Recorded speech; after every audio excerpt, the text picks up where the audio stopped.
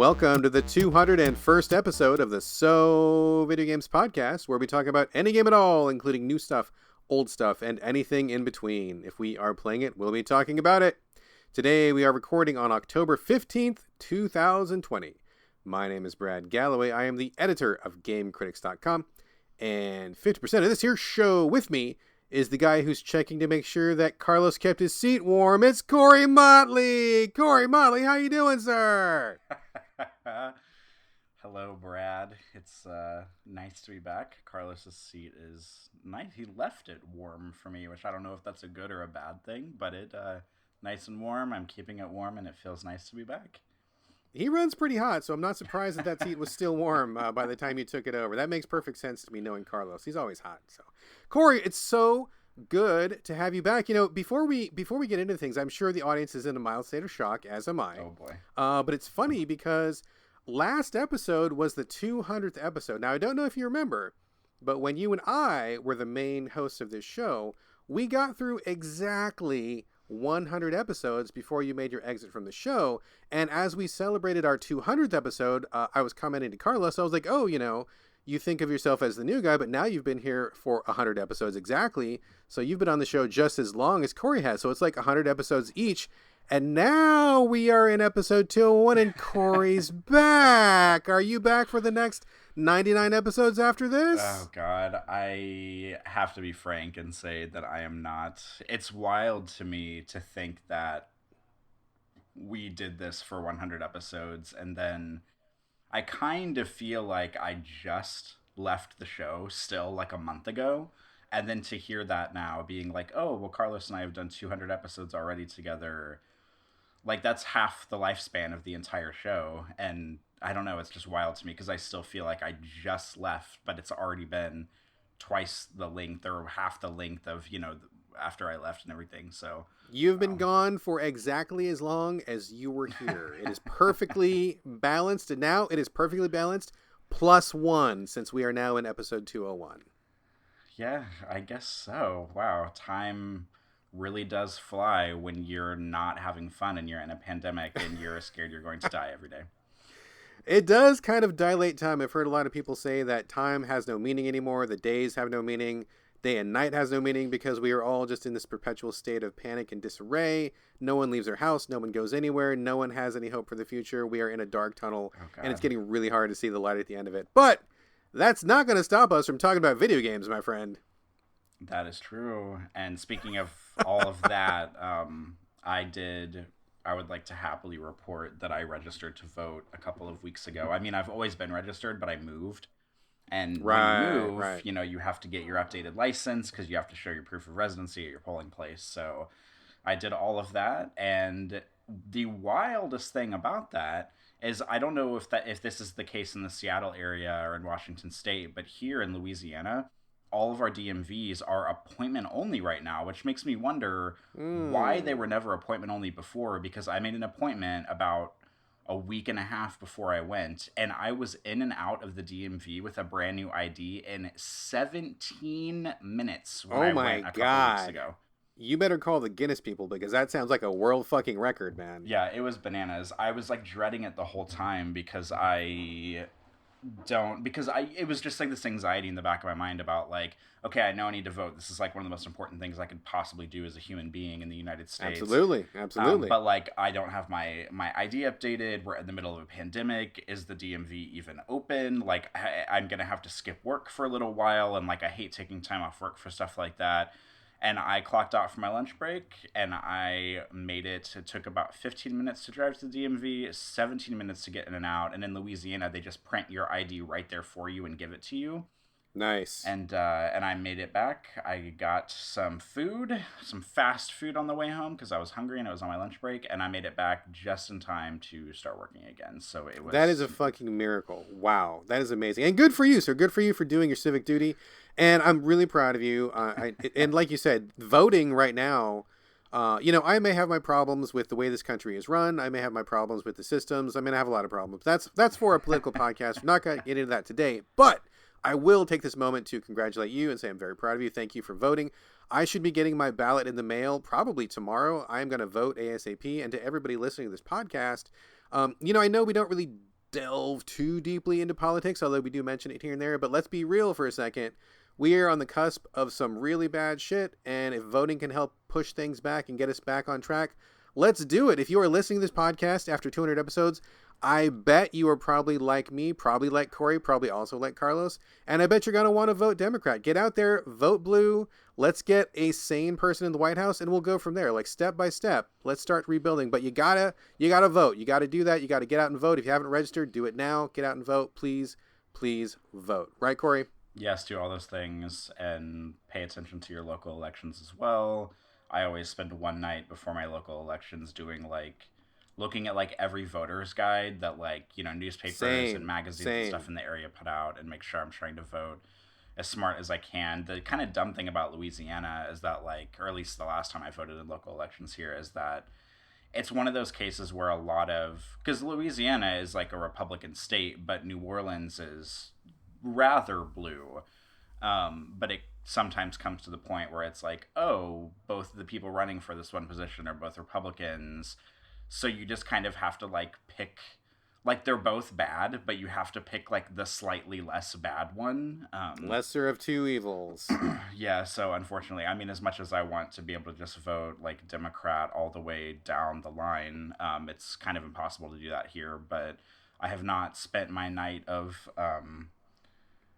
researching yet here, but I know there's a cool magazine in town called Anti-Gravity that's kind of a free hip kind of skater vibe photography type magazine in town that is putting together a voting guide, and I have a feeling I'm basically just gonna trust everything they say, but I will do a lot of research on my own as well. And I always go to the Democratic Socialist website and look at their recommendations for who to vote for, both nationally and for local elections. So use your resources, people, be smart, and get out there and vote, please.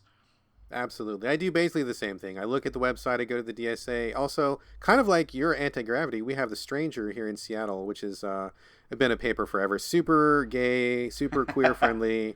And, that was where I think Dan Savage first got off the ground. And so, he's a big guy who's real strong, liberal democratic too, gay rights and, pro-rainbow, all that stuff. So we go by their recommendations most of the time. 99% of the time, we will follow the recommendations because we're on the same page as those guys and girls and people of indeterminate gender. But so that's what you got to do. You got to check it out, got to see what your options are, got to get out there and vote this year. So please do that. If you care about your country, if you care about freedom, if you don't want to live in a fascist regime with a God Emperor Donald Trump, please get out there and fucking vote, and we'll just see where it goes from there. So, okay, enough of political stuff. Let's get off of this. Corey, I'm sure the listeners know by now that this is not our regular episode. I mean, we kind of got off track on politics, which we don't usually do when Carlos is here. We've got you here, which is what we usually do when Carlos is not here. So let's just take a minute to just take a step back. Now, you've popped in and here and there, maybe once or twice since you kind of took a hiatus from the show. But I've got you here tonight, captive audience. Let's just check in with you really quickly. I'm sure the listeners want to know, where the fuck have you been? Where did you go? What is going on? Why is Corey not here anymore? We love Carlos, but what's up with the OG co-host? Do you want to tell us what's been filling your time? Yeah, I would like to do that. That's something I actually kind of wanted to sneak into the show. So thank you for giving me the opportunity to do that. So, I know, God, it's been, a little more than a year since I left the show, and, at the time, I feel like I gave a very sort of, a PR answer about, I'm leaving the show, it's nothing serious, I just need some time off, which is all true. I don't want to pretend like I was, lying to everybody about what was going on, but just in case anybody's, super interested in what I've been up to, or kind of, this is kind of the Corey Motley, tell-all of, I guess, what has been going on for the past year, because right now my life is in a completely different place than it was whenever I was transitioning into leaving the show. But in order to not bury the lead anymore on what's going on, I would just like to give the thrilling news that one of the reasons why I left the show a year ago is because I got divorced. Oh man, I knew because we were close, we're friends, we talk about things offline. I kind of knew. But, I mean, I don't know everything. I mean, I think that maybe I would like to know more. Maybe listeners would like to know more. If you're comfortable talking about that, is that something you want to bring up tonight? Yeah, I mean, I'm not going to, do, the nitty-gritty. But truth be told, there's not any, like down and dirty details about, you know, what happened, but I can give like a pretty good overview of everything that happened. And I'm not here to Okay. like slander anybody. Like, that's not really my bag, because like I was my partner, who I and fun fact, I'm actually not completely divorced yet, because I don't know if people listening know this or not, but divorces take for fucking ever to go through. So Oh yeah, been there, brother, been there. yeah, and not only that, but we're also in coronavirus times, which means that things are being held up even more because of, you know, the court system and everything. So I was with my previous partner for a very long time. It was like 12 years. Damn, that is a long time, Yeah, it dude. was bananas. And we started dating in college. It was my freshman year, it was his sophomore year. We met in the marching band in college, which is very cute. And basically, it just kind of stayed that way. Like, we dated for ever. And, you know, we lived apart for the first, like, couple of years of dating. And then we moved in together. And then we moved to two different cities together. We moved from Missouri to Nebraska. And whenever we started the podcast is whenever I was living in Nebraska. And then we ended up moving to New Orleans, Louisiana together. And I know we talked about that on the show, because I moved in the midst of doing the show, and I don't even think we like missed a beat while I was moving, which is also bananas. And then you know, and nothing super like juicy happened. Like, this wasn't like a knockdown, drag out, like divorce. Like, you know, truth be told, I've told a lot of people this, that I think it was the most like kind of amicable separation that, you know, could possibly be had, which I'm really thankful for. And but I mean, I can't lie, I was kind of blindsided by it. The divorce was not my idea. But you know, as any relationship does, you know, we had problems here and there, and you know, I didn't think there were anything, I guess, that serious, but apparently he did. So at a certain point, you know, he said, I think that we should separate, and you know, I think we should get divorced. Oh, and we also got married. We got married. Obviously, I left that part out. That's pretty important. We got married like a year and a half before we got divorced, which is so funny to think we were together for like about 11 years or so, and then we got married, and then we lasted about a year and a half as a married couple. Oh wait. Oh no, dude, I got you beat. I haven't really talked about this in the show. I don't share this very often, but the woman I'm married to now, we recently celebrated our 15th anniversary. Aww. Before that, I was with another woman, and I'm not going to slam her either. She's a great lady. I have nothing negative to say about her. We just, you know, things just happened and we had to go separate ways. But we were together, I think, for about 8 years, got married, and we were divorced 6 months after we got married. Oh my so, God. An even quicker turnaround. Wow. It was ridiculous. So I hear you, man. Well, I mean, I also, that's, oh my God, that's wild. But I don't want to, you know, obviously discourage anybody from getting married, because that kind of sounds like what we're No, but getting up to married do. is great. No, I mean, 15 years on my belt now. You just got to get the right person. That's all. Yeah, and I mean, sometimes it comes down to it. Like, you know, like, you know, I thought, you know, say I were still married right now, like, I mean, I guess I technically am, but say if I were still partnered with that person, you know, I mean, I don't know if, you know, divorce would have been an inevitability or whatever, but I think I still would have been comfortable. But it's just really fascinating, because my life basically kind of like was thrown, obviously, for like a huge loop, and I moved out like probably about 2 months after, maybe a little bit less than that, after kind of like the you know, proposition of getting divorced. And not only did I move out, I'm still in New Orleans, but I moved like literally, I don't know if anybody in the show knows the way that New Orleans is shaped, but I moved like all the way from the west side of the city all the way over to the east side. So I live in a completely different part of town now than I did before. And you know, I originally had kind of like a spiral where I was like, oh, you know, can I even exist on my own? Can I pay for myself? Can I do anything? Because in that relationship, he was the breadwinner and I was not. And I was always working, but, you know, you just never know. Like, whenever you're in this kind of like, I was lucky enough to be in a pretty comfortable financial situation, because he made, I mean, we weren't like rich, but we were comfortable. Um, and, uh, and so whenever I knew I was moving out, it was a very hard thing for me to be like, okay, well, what's going to happen? Am I going to be able to survive? Am I going to have to move in with like 4 roommates? Like, what am I going to do? But I mean, everything kind of worked out in like the best possible way. I moved across town I have a one bedroom apartment on my own right now, which is the first time in my life I've ever lived just by myself completely. And the apartment I got, I mean, it's not like the nicest apartment in the world. It's probably actually one of the cheapest apartments in the city of New Orleans because rent here can be ridiculous depending on where you want to live. But the physical space that I live in is like perfect for me. Like you walk in the door and it's got like an open concept, like living room, kitchen, which is nice. And then it's basically like the bathrooms out there.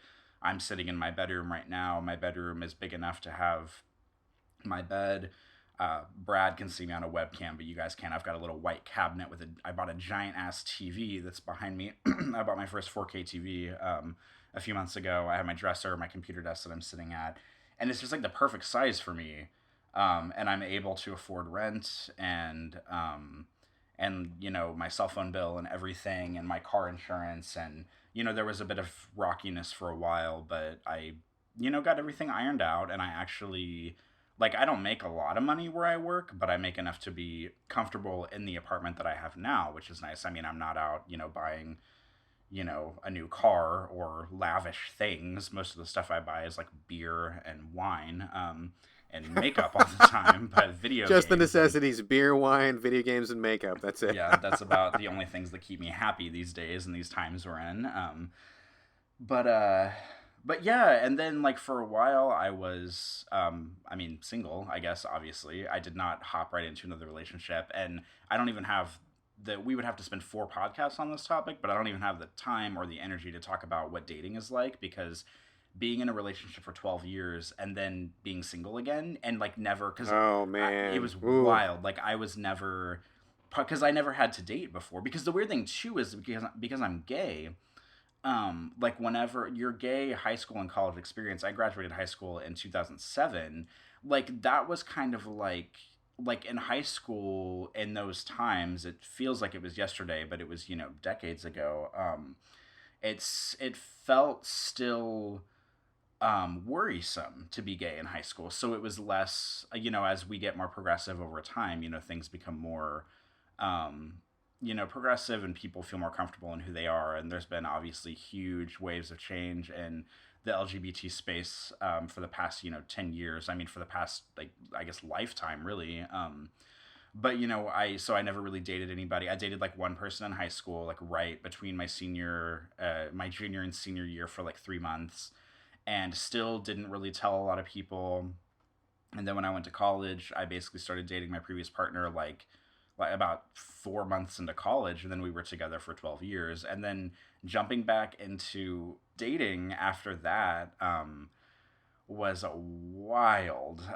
So Did you do the apps? Were you on were you oh, swiping right and I was swiping left? swiping every which way on every app, and it's just weird, you know, because you hear stories about what it's like for straight people to date and how like you know, I feel so bad for like women who are on dating apps because there's this whole idea that, you know, it's just like a bunch of these like predatory men who basically use apps like Tinder as sort of like a takeout service where they just sort of like order a woman and like fuck her and then, you know, ghost her or whatever.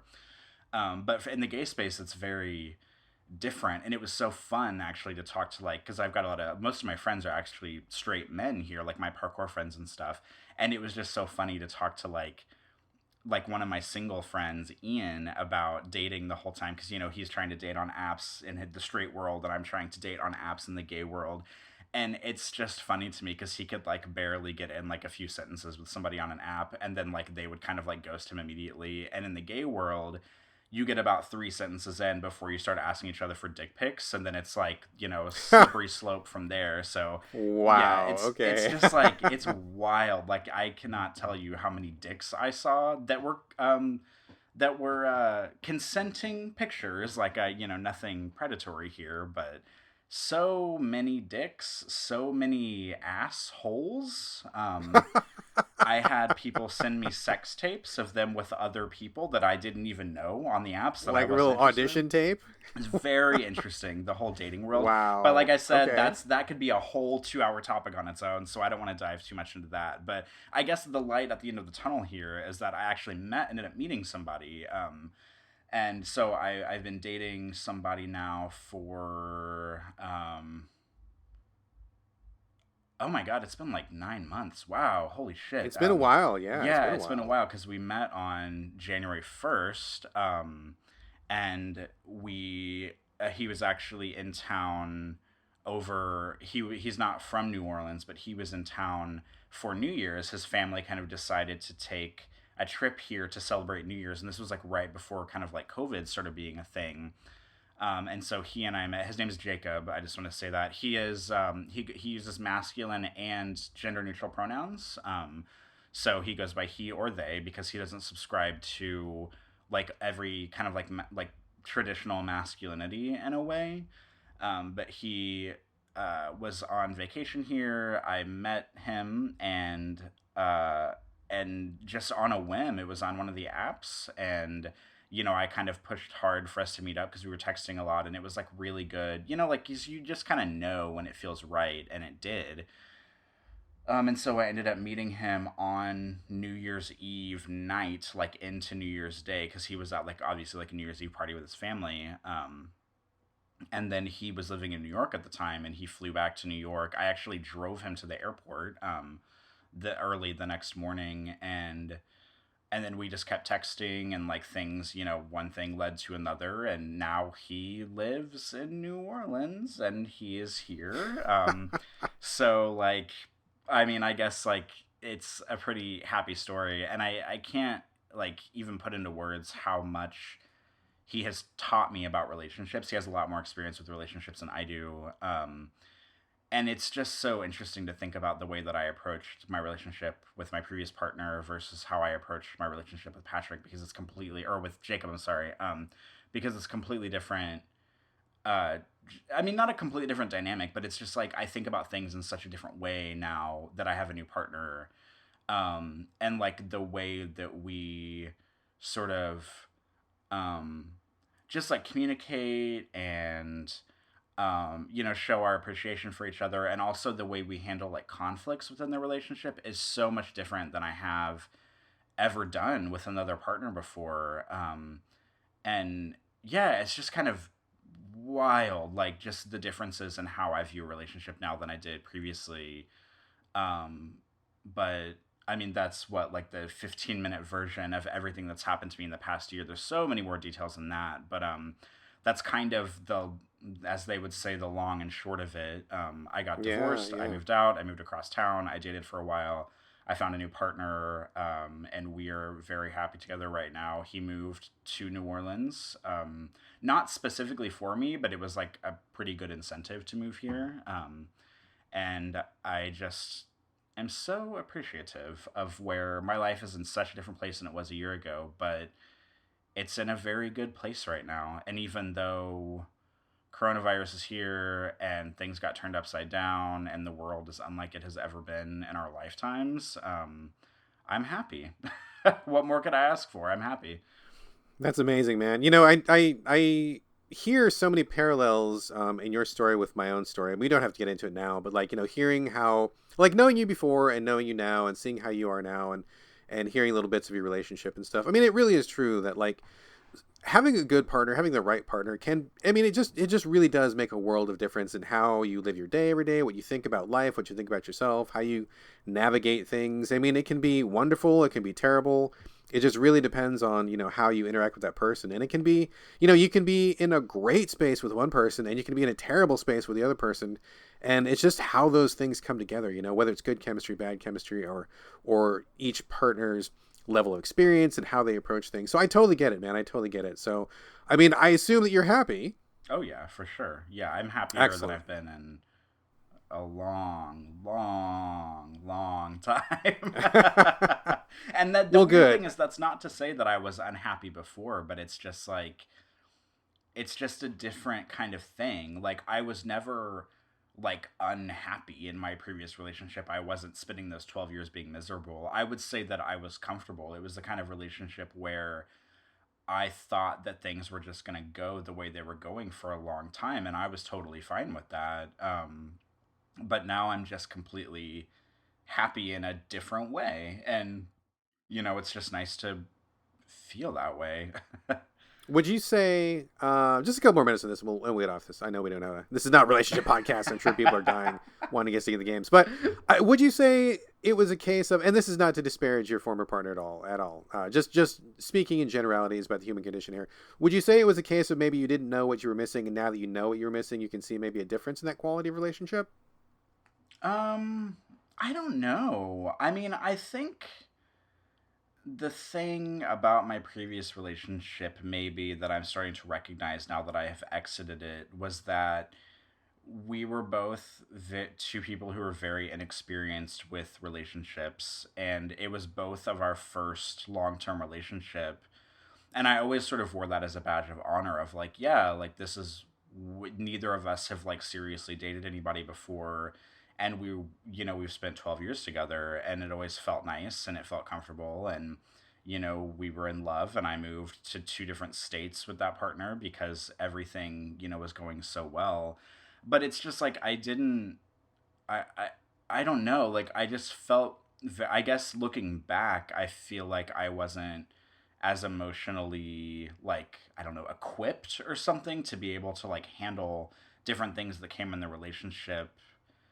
And now that I'm in a new one, I sort of like have this new sort of like toolbox almost, or new, like, I don't know, like way of thinking about relationships. And I really have my current partner to thank for all of that, because I don't, like, you don't know unless you're like a relationship therapist or something, like you don't know all of those things. And then suddenly I have like new thoughts and new ideas and a different kind of appreciation for a different kind of relationship.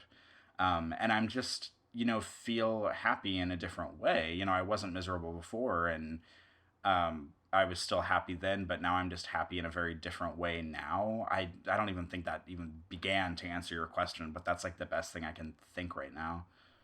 All right, that is fair. That is fair. Well, okay. Well, thank you for sharing that. I know that everybody was really wondering what the hell happened to Corey. Why did you leave? Were we fighting? Did something happen? Did one of us backstab each other? Was there a drug deal gone Oh bad? my Who knew? god. Who knew what happened? So that's where you've been. I guess before we get into the show proper, and I know, folks, I know you're waiting for the good stuff, but I guess in all this time, I guess the main question, the most important question is, have you still been playing games? That is a very good question. And honestly, I mean, I didn't stop cold on video games, but I'm now playing far, far, far, far, far fewer games than I have ever played before. And which is kind of weird because like and during the divorce, I bought a brand new PC for myself. I recently upgraded the RAM in it because I guess I'm like a PC overlord gamer or whatever now, Oh God! which Oh is not God! true at all. I am playing a little bit more PC, or I'm balancing it more, I think, now than I was before. But I didn't buy this giant 4K TV behind me for no reason. I bought it in the middle of playing Final Fantasy VII Remake, and I mean, I feel like I can count on one hand the amount of like AAA games I've played this year, and if you add the indies, I don't even think I would finish my second hand. Like it's not. I mean, I'm not. I'm still enjoying the stuff that I'm playing, but I'm playing far fewer things. There's still a handful of games out there that I'm like excited about, upcoming releases. I'm not really keeping like a top 10 list this year, which is weird because that's something that I always do consistently for the past like 5 years. During the year, I will rank everything I'm playing and I will adjust it and move it. And I mean, this year I've only played one game that's like been really, felt really special to me. Other good games for sure, but nothing that's like, ooh, this could be my game of the year. But I mean, kind of unfortunately, I actually am playing far fewer games now than I was before. And that also, and maybe I would be on the show more often to guest star or whatever if I were actually playing a lot. But like I reviewed something for Game Critics, Superliminal, which I actually came on the show and talked about. I did Superliminal and Superhot, the new Superhot game. Yeah, and those were the first games I had reviewed in like 9 months or something, because the last thing I reviewed before that was Control whenever it came out.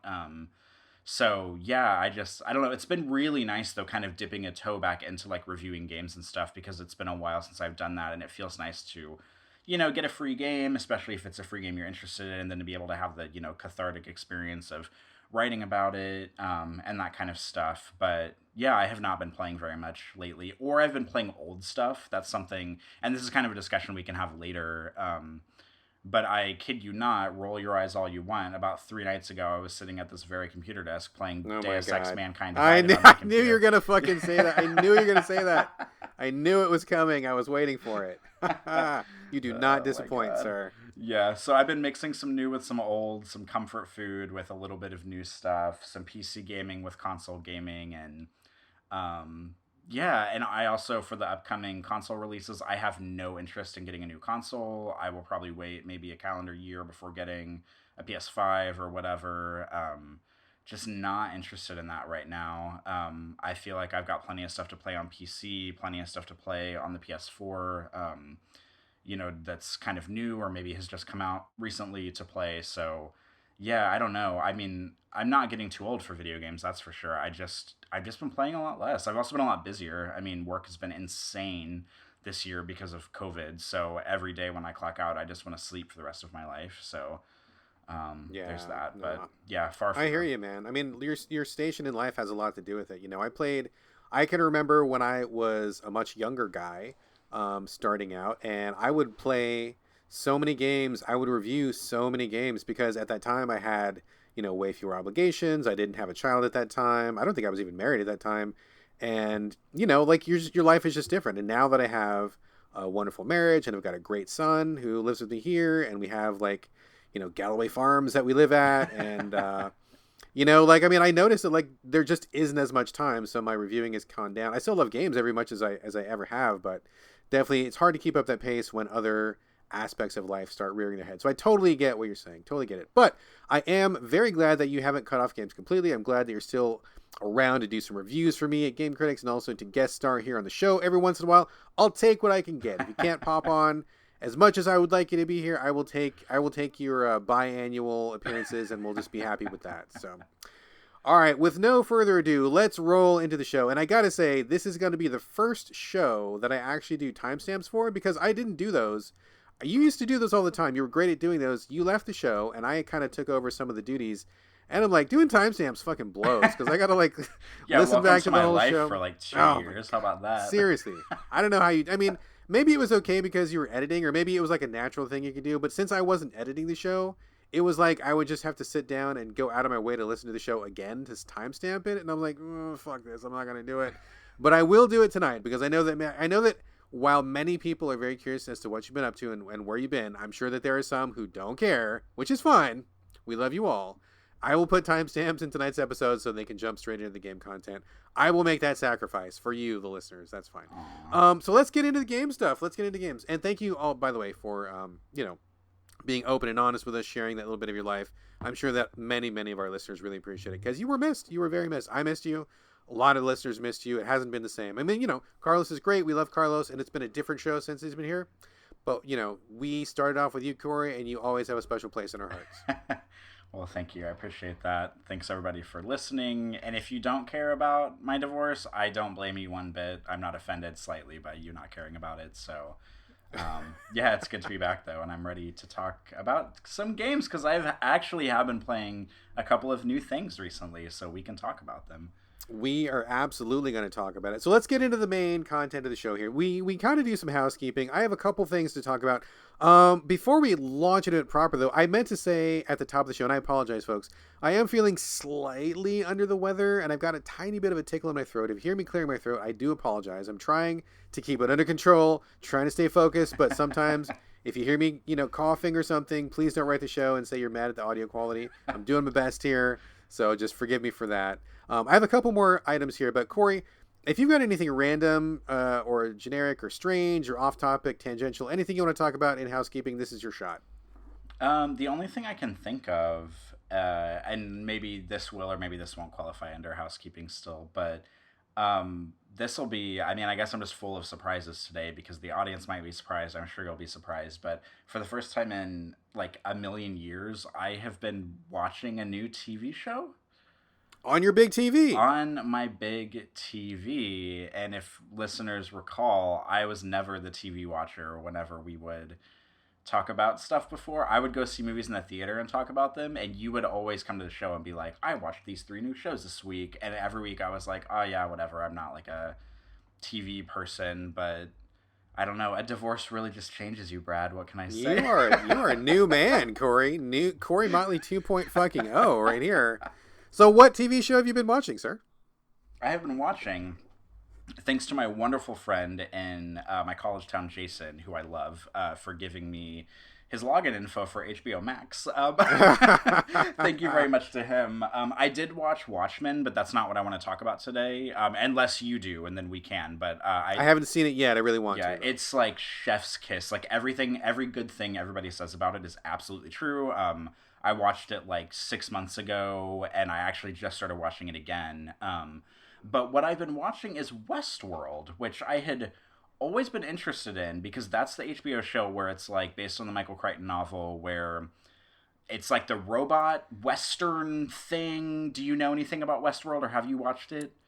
I mean, the original Westworld starring Yul Brynner was my favorite movie for a long time when I was a kid. So I'm familiar with it from that aspect. I have not read the book, and I've been very aware of the remake, but I don't have HBO, and I just have never got around to it. I'm sure it's available on other download services, but I kind of been like hearing a little about it, and I always meant to watch it, but I just haven't gotten around to it yet. It's also something that I think is probably inappropriate to watch with my 11-year-old, and so it's very challenging to watch a grown-up show with an 11-year-old who stays up really late. So I'm saving it for later. But please tell us all about it, sir.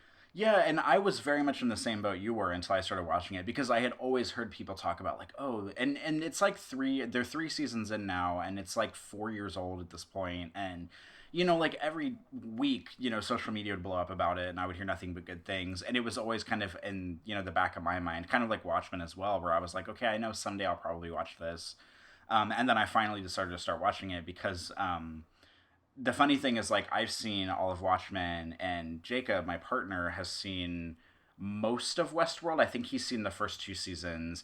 And so, I mean, feel free to, everybody, prep your barf bags, because I'm going to say something really cute that's going to make you want to throw up. We've been doing a thing on weekends where we basically, like, every night of the weekend, we will watch, like, 1 episode of Westworld and 1 episode of Watchmen together. And it's cute because, like, I've seen one series, he's seen the other, and then we can, like, kind of talk. We always, like, you know, talk about them and have discussion between the episodes, which is very cute. Oh, that's really sweet. Yeah, so, but like Westworld, so I'm only like 5 episodes into season 1, 4 episodes. I can't remember if I'm 4 or 5 episodes.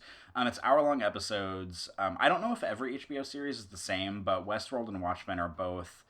Their seasons are like 10 episodes. The episodes are about an hour long a piece.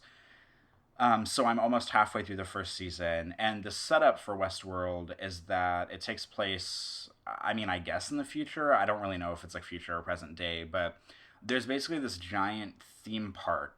You know, think of like a Six Flags or whatever, but instead of it being like roller coasters and stuff, it's literally just this like giant like Western pasture that's sort of like set in like old Western times. And it's full of these, like, robots, but they're, like, super advanced. You know, you can't really tell a lot of the difference between them and, like, human beings.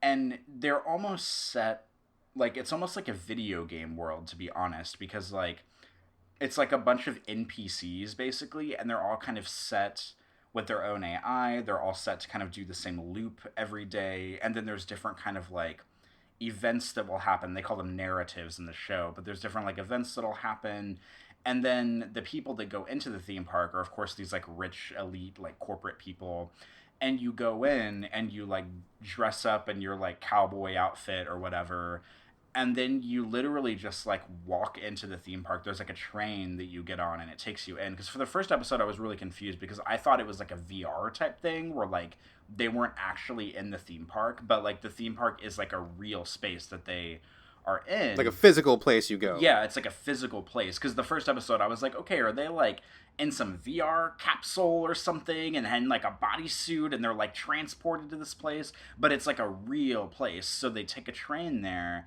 and then the world is like filled. It's got both humans and the humans that pay to go in, and then the robots that are kind of like on their loops.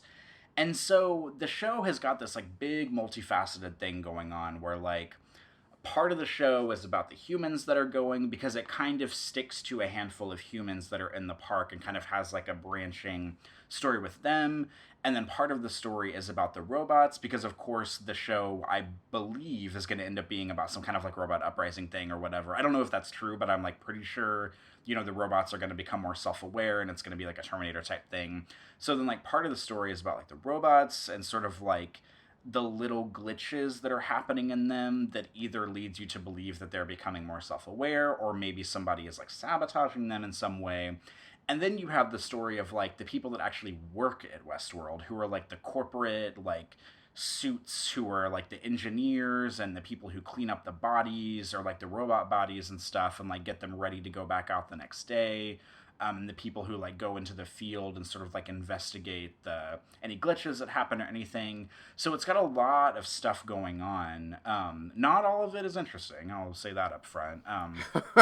But you know, it's got kind of like these three, and then there's this like mystery guy, and I don't even know his name, but he's like this guy who you're sort of led to believe is like a human who has been in the park for like decades, and he's sort of like trying to find this, like, he thinks there's like another level to the Westworld, and like he can like get to some other, like, I don't know, almost like a new like level, I guess, of it. And it's interesting because it really makes me think a lot about video games, because it's kind of like they're like real people just like walking into a video game. If you think about like Red Dead Redemption or something, you know, they put on their cowboy outfit and then they walk right into the video game, and the robots can be like damaged or killed, but the humans cannot.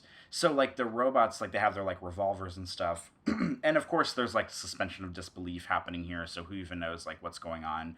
But they can like shoot the humans, and I think it like hurts them a little bit, but they cannot get killed by the robots. So that's sort of like the one thing that's sort of like the safety net of the park. And, you know, I had heard so many things about how the show is, like, so amazing, and it has all these twists and turns, and, you know, I'm always, you know, I mean, you know me, I'm, like, a sci-fi story person. Sure. I'm not a Western story person, so that's where it kind of, like, you know, crosses paths with me a little bit. But kind of the impetus for me to want to watch the entire show was I had watched the trailer for Season 3, which premiered, I think, in the middle of last year. And see, the trailer for Season 3 looked like it was taking place entirely in, like, present times. Like, it didn't look like it was Western, it didn't look like there were any cowboys. And so when I watched that trailer, I was like, oh, like, okay, it looks like there's no Western stuff, so, like, maybe it'll be more interesting. And so I'm kind of, like, working my way through it, hoping that, like, it will get interesting. And, like, there's a lot of interesting things happening in the show, but I'm finding that it's very slow and it's very melodramatic. Like, it's the kind of show where, like, the lines of dialogue that people say, like, nobody would actually say those things in real life. And it's the kind of show where, like, the corporate people, they will go from being like, oh, having this kind of like slightly intense discussion to like screaming and throwing a thing across the room, and it like doesn't, like, it's like nobody would actually act like that. And so it takes a lot of like work on my part to kind of get on that level and be like, okay, haha, like, it's dramatic or whatever. But it feels to me just like a really sophisticated soap opera, which is not really a compliment. And it, like, I'm liking it so far, and like I said, I'm only like 4 hours in, so I'm, you know, halfway through season 1, and I'm committed to watching all of it because A, I don't have anything better to do with my life, and B, like, I've come this far, so why not? But it's just kind of, it has too many storylines going on, it has too many people, it has too many backstories, and I find myself only caring about, like, maybe like 2.5 characters on the show, and meanwhile it's like, here's these 15 characters we want you to care about, and I'm like, no, can we just like scale this back? First of all, scale it back so we only have like storylines of like a handful of characters, make it less melodramatic, and like, let's get it moving a little bit. Like, I don't know if they're pacing it slowly because part of it is a Western, and I don't think Westerns are known to be these like, you know, really quickly paced stories, but especially coming off of Watchmen, because Watchmen is like one of the most efficient shows I have ever seen in my life. I think it's 10 episodes, 1 hour apiece. Every episode is like magical. They all end on, I wouldn't say a cliffhanger, but they all end in a way where you immediately want to watch the next episode. Like, whenever I first started Watchmen, I was like, okay, I'll watch like one episode a night. And the first night, I think I watched like 4 episodes in one night because I just could not stop watching it. But Westworld, I'm just like every episode, I'm just like, all right, let's get to it. When are we gonna get to the good stuff? When are the robots gonna retaliate or whatever? And I've heard people. I tweeted about this the other day, and there was somebody who tweeted me, and he was like, no, just stick with it. Like it'll get better. And I don't think this is like a super big case of like it gets better later, because when we talk about that in video games, usually it's like, oh, if you play for 20 hours, it finally gets better. And like I'm only like 4 hours in, so it's not like I've wasted a huge chunk of time. But so far, it's just okay, and I wish it were better, but I'm committed to watching it more. It's got a lot of good actors in it. Like it has Jeffrey Wright, who I think is exceptional. Evan Rachel Wood is in it. The guy James Marsden, who played Cyclops in the original X-Men movie, is in it. He's very cool. Tessa Thompson just got introduced in episode 4, and like I love Tessa Thompson. So I'm hoping that her role will become bigger over time. But it just has too much going on, and there's too many characters that I don't care about, and it's moving way too slowly for my liking. But despite all that, I guess I'm sticking with it. So, I guess I'm the dummy here, but it's just not all it's cracked up to be based on what I heard online, but I'm gonna stick it out. And who knows, maybe when I finish all the seasons, I can come back and give a big ol' update on the show and eat my words about how great it is or something. But right now, it's just okay. Interesting. I haven't seen it myself. It's on my list, but I have heard a lot of people say that it has ups and downs, highs and lows. I don't know if that is the main criticism of the show, but hearing that it's kind of inconsistent is something that I have picked up on the Twitter sphere. But it's still on my list to watch. I'm still very curious as someone who was a big fan of that original movie back in the day. I'm sure it's night and day, of course, but I am curious. So let me, actually, we should probably talk offline about other TV shows I would recommend to you that I think have been really good lately. We talked about Upload, and I think I talked about The Boys with Carlos on previous episodes. Have you seen either one of those real quickly? I have not. I have interest in The Boys, but I have not seen it. I've heard nothing but exceptional things about that show. Both of those I thought were going to be really cheesy and dumb based on their trailers, but both of them, Upload and The Boys, have been way beyond expectations and probably two of my favorite shows this year. So we can talk about those offline. We're not going to talk about it now. I do want to give a really quick shout out, though, to a movie that I saw, a Netflix original, which was made in conjunction with some actual, legit Hollywood people, called Vampires versus the Bronx. Dumb title. I hate the title. It's really dumb and cheesy. But it was a delightful, really cute movie. It's about vampires who move into the Bronx, and they not only are being vampires and doing what vampires do, but they are also like gentrifying the Bronx. So it's kind of like racial commentary. Like basically every white person in the movie is a vampire, and everybody who's not white is like a normal person, which is a pretty easy thing to pick up on. I think it's really approachable for families and kids to kind of pick up on some of those issues. The cast was really delightful. They had a great group of kids. It's like a not little kids. I mean, they were like, 14 or something like that, like 3 or 4 of them. And they were kind of like, trying to get the grown-ups to believe them. I mean, you know how the story's going to go. Like, it's not earth-shattering or anything, but I think it's really cute because it's great for families. The actors all did a great job. I thought it was just a really fun ride. The day that we watched it, we were in the mood for something scary, but not too scary, funny. But we didn't want to watch just straight-up comedy. We wanted some monsters, but we didn't want any, like, splatterpunk or gore. It was, like, totally, like, right in the middle of all those Venn diagrams, right? And it was, like, it was just really great. And I think the social commentary, too, was really something we were up for as well. So just a quick shout-out to Vampires versus the Bronx. I hate the title. I wish they'd come up with a better title. But it is a really great movie. I believe it's only on Netflix right now, so it's available there if you've got the flicks. I think most people probably do these days. Your jam, Corey? Yay, nay? I don't know. Maybe. It sounds like I'm about to reference a movie I haven't seen, so I guess that's pretty stupid of me. But it sounds similar to Attack the Block. Oh, yeah, it is very much in the same vein as Attack the Block, which I'm surprised you haven't seen that one. That was a really good one, too. That one is about a group of inner city English kids fighting off aliens who are attacking their like government housing area. Great movie. And what is the name of that guy from Star Wars? He was in that movie. Oh, John Boyega. Yeah, I think that was, if not his first film, it was one of his first films before he did Star Wars. That was a really fun movie. I'm going to actually bust that out for the family pretty soon. But same vibe, kids versus monsters, not too scary, but not too boring. It's like right. It's a good middle of the road film. It kind of keeps most people happy. So shout out to Attack the Block. Shout out to Vampires versus the Bronx. Just one more quick thing in housekeeping before we move on. Just heads up to everybody. My son is a big fan of Kerbal Space Program. It is too smart for me. I am literally not intelligent enough to play that game. I don't get it. It's really impenetrable, but he loves it.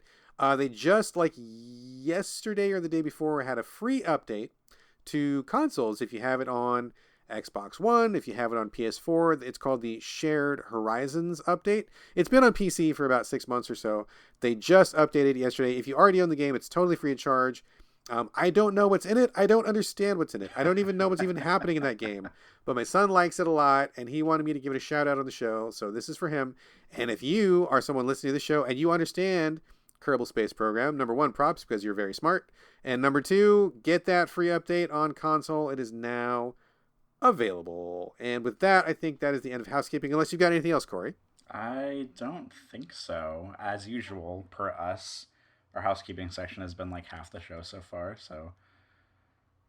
Well, to be fair, we did a lot of soul searching. We did a lot of like background stuff, so it's not just the housekeeping. But all right, let's get into the main part of the show here. Let's start with you, Corey. I have a couple things, but since you are the guest of honor, and since you are the returning Game Critics writer, the person who hasn't been playing a lot of games but has been playing games lately, you are bringing to the show a piece of DLC for the Outer Worlds, not the Outer Wilds, the Outer Worlds. I believe their first DLC called Peril on Gorgon. Now, before we start talking about this, number one, I guess I wasn't aware that you liked the Outer Worlds. I guess I don't know why I didn't think that game would be your jam. Is it your jam? It is, because it's basically like, I mean, this is basically the tagline, the unofficial tagline for the game, is that it's basically Fallout, but not Fallout. And it was actually one of I think it was the first game that I played after I got divorced and moved out. So it was very interesting to revisit that a year later. I bought it on a Black Friday sale at Target last November for like $15 or something, and it had good deal. Yeah, it had like just come out like maybe a month prior. I played it all the way through. It did almost all the things you could do, and then put it down for an entire year because it took them that long to get the DLC out. And yeah, I mean, I don't think I've talked about it I mean, I haven't been on the show, so I haven't talked about it. But I think Outer Worlds is very good. It's kind of like a cross between Fallout and like Mass Effect in a weird way, but way more leaning toward Fallout and not really Mass Effect. Because it's made by the people that made New Vegas, which was kind of like the big selling point for it. So it has all the trappings that you would expect from a Fallout game, but it's just sort of like a space, flying across space, capitalism, this and that type thing. But yeah, I did like it. Yeah. Excellent. It's funny. I guess I just didn't really realize that you played that. I played it a while ago, and I got into it for the exact same reasons you mentioned, like kind of Fallout-y from the same people that did New Vegas. New Vegas, is always going to be one of my favorite games. New Vegas is pretty incredible. But for some reason, I bounced off of Outer Worlds. I got into it. I put in maybe like 3 or 4 hours, and I'm like, I'm just not feeling it. So I didn't play it, but it's always been in the back of my mind. Maybe I just wasn't in the right headspace. Maybe I'll come back to it. I mean, I don't know. But anyway, I did not get too far into it, but apparently you liked a lot more than I did. That is great. And today we're talking about Peril on Gorgon, which is, like we said, the first DLC. So what is the deal with this DLC? What is the deal with this? What is the deal? The fuck is up with this DLC? What is happening? So I'm not going to spoil the ending for the game, but I will say that the DLC, the setup for it is the kind of DLC that can be completed at any. I think you told me this actually. You have to get to a certain point in the regular campaign in order to trigger it. But the thing about Outer Worlds that I think is maybe important to say is that it does the thing that Fallout 3 did, where even though it's an open world Fallout, all of that stuff, when the game ends, it ends. You don't get to explore the world anymore. I mean, you can always reload an old save and do that, or a save right before the ending. So, and I had forgotten that whenever I went back to play it, because I was just like, oh yeah, I can probably just like reload my end game save and then like do the quest or whatever. But I had to reload a save from like just before kind of like going into like the final quest area that's kind of like the point of no return. And also, I know you and I DM'd about this, but like playing a game and then waiting an entire year and then playing DLC Oh, for it's it is rough, very dude. hard to get on board It's with. rough, yes. Yeah, so it took me a while to get on board with it, to remember all of the systems, to remember all the upgrades, to remember the controls, to remember I didn't even remember that the game had a hard ending, and so I was not off to a great start. But the setup for Peril on Gorgon is that you are basically like, it has kind of a similar thing to Mass Effect, where there's kind of like a star map system. You're on your like spaceship, and then you can look at this like galaxy map, and it has all these different planets, and you fly to them throughout the course of the game in the regular campaign. And every planet kind of has its own flavor. Like one is like super like high society, like marble buildings, and one is like a machinist colony, very sort of like greasers and stuff and mechanics. And the DLC opens a new, it's like a meteor out in the world, and you fly to it, and you discover, basically you get roped into this big like sort of like corporate intrigue mystery story, which I thought was actually very cool. You get to this cool mansion on this like moon, and there's a woman there. She tells you that her mom used to work for one of the companies, because there's different I mean, just like Fallout, there's different factions in this game, but they're all like corporate entities. And she says, my mom is a scientist. She used to work for this one, corporation. They had this giant lab on this moon, and basically she kind of left us, and we didn't really have a lot of contact with her. And I want to send you there to basically figure out what happened. Like, she's supposed to have a diary somewhere in her office, and you have to figure out where it is and go get it. And then I bring it back to me. That's sort of like the setup of it. But of course, as all of these types of games go, like the setup isn't entirely what ends up happening later on, which I'm not going to get into. But I liked this DLC because at the end of the day, it's just like classic DLC. Like, it's a different long mission on a new planet, a new environment, but you don't stay on that planet the whole time. You end up like flying back and forth a little bit. And one of the interesting things too is you fly back to a planet you had previously been on, but even though you had been on that previous planet, there's like a new section you can go to of the planet. So it has multiple new areas, and it's just this kind of interesting like corporate intrigue story.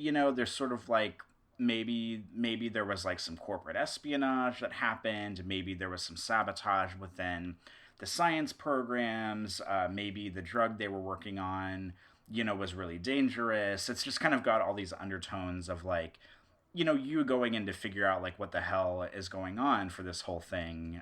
It took me about 10 hours to finish, so I think that's a very respectable Pretty substantial length. Yeah. yeah. It has little side quests in it. It's got plenty of new open world space to explore on the new planet. There's no, to my knowledge, there's no new companions or anything, because the game has a companion system just like New Vegas and everything. I don't think there's any new companions. Apparently there's new like perks or something, but I didn't actually find them or unlock them, so I don't even really know like what those are about. Because there's like a perk system in the game, kind of like in Fallout. Every time I say something about this game, I'm like, oh, just like in Fallout. Just like in Fallout. Yeah, because it's basically just like a copy paste of Fallout, which I think is like, not a bad thing. But it has perks where you can do X damage with this or whatever. Apparently there were new perks, but I didn't know what they were, so I don't think I unlocked them. But it's just like it's everything you expect it to be as like a DLC for this game. The story starts as one thing, it doesn't necessarily end up as the same thing. And it of course has an angle of like, ooh, well, who can you trust? Because there's like key characters that you're talking to through the entire thing, and can you trust them? Can you not trust them?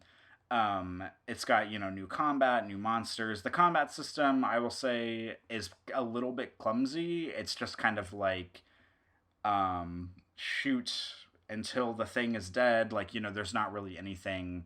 It's not a cover shooter. Just like in real life, shoot until it's dead. Yeah, it's not. The combat even feels just like Fallout. Like, Fallout has VATS where it pauses the game and you can aim on a body part. The Outer Worlds has basically just like a slow-mo, like bullet time thing, which is fine. So there's no like pausing or anything. But I mean, I enjoyed it. I thought it was good. I thought the story was interesting. Probably the only thing I didn't like about it is that the only thing I can think of right now, I actually finished this a while ago, and I'm like, it's already like exiting my mind, which means I need to start writing about it immediately. The only thing I remember not liking about it is that just like in Fallout, it has like based like what you put your points into in your character. You know, like small guns, large guns, charisma, intimidation, whatever. I like that this game has like the skill checks because you get in conversations with enemies, and if you have like a certain amount of points in one thing, you can like sort of like unlock new dialogue options to challenge them. There's a lot of things in this game, the whole game, not just the DLC, where you can like completely bypass a combat scenario if you just have like enough points in something to talk your way through it, which I love. I think that's great. But this game, I thought it was really interesting because there were like points where there's like doors you can lockpick, there's consoles you can hack, there's kind of conversation battles you can have. But when I got to those, it seemed like the amount of points they wanted you to have to be able to clear those in the DLC were like way higher than I like ever think I could get to in the game. Because at that point, I had finished the entire game. The DLC only lets you level up, I think, 3 more times, which I think is not great. I wish they would have maybe done 5 more levels, maybe even 10 more levels, because it seemed like leveling up 3 times over the course of a 10-hour game was very insufficient. That seems not very much. Yeah, not a lot. Yeah, and the thing that really cracks me up about this is that the whole time I was playing it, I was thinking to myself, like, oh, like, I wish that there were a way that you could, like, respec your character in the game. You know, I wish that I could go to something and, you know, I could pull some points out of, say, like, console hacking and put them into intimidation or something, because I like having charisma points. And I didn't think that existed. And then I was playing it in front of Jacob, and he was like, oh, I'm interested in playing this. So he started playing it, and he was like 30 minutes in.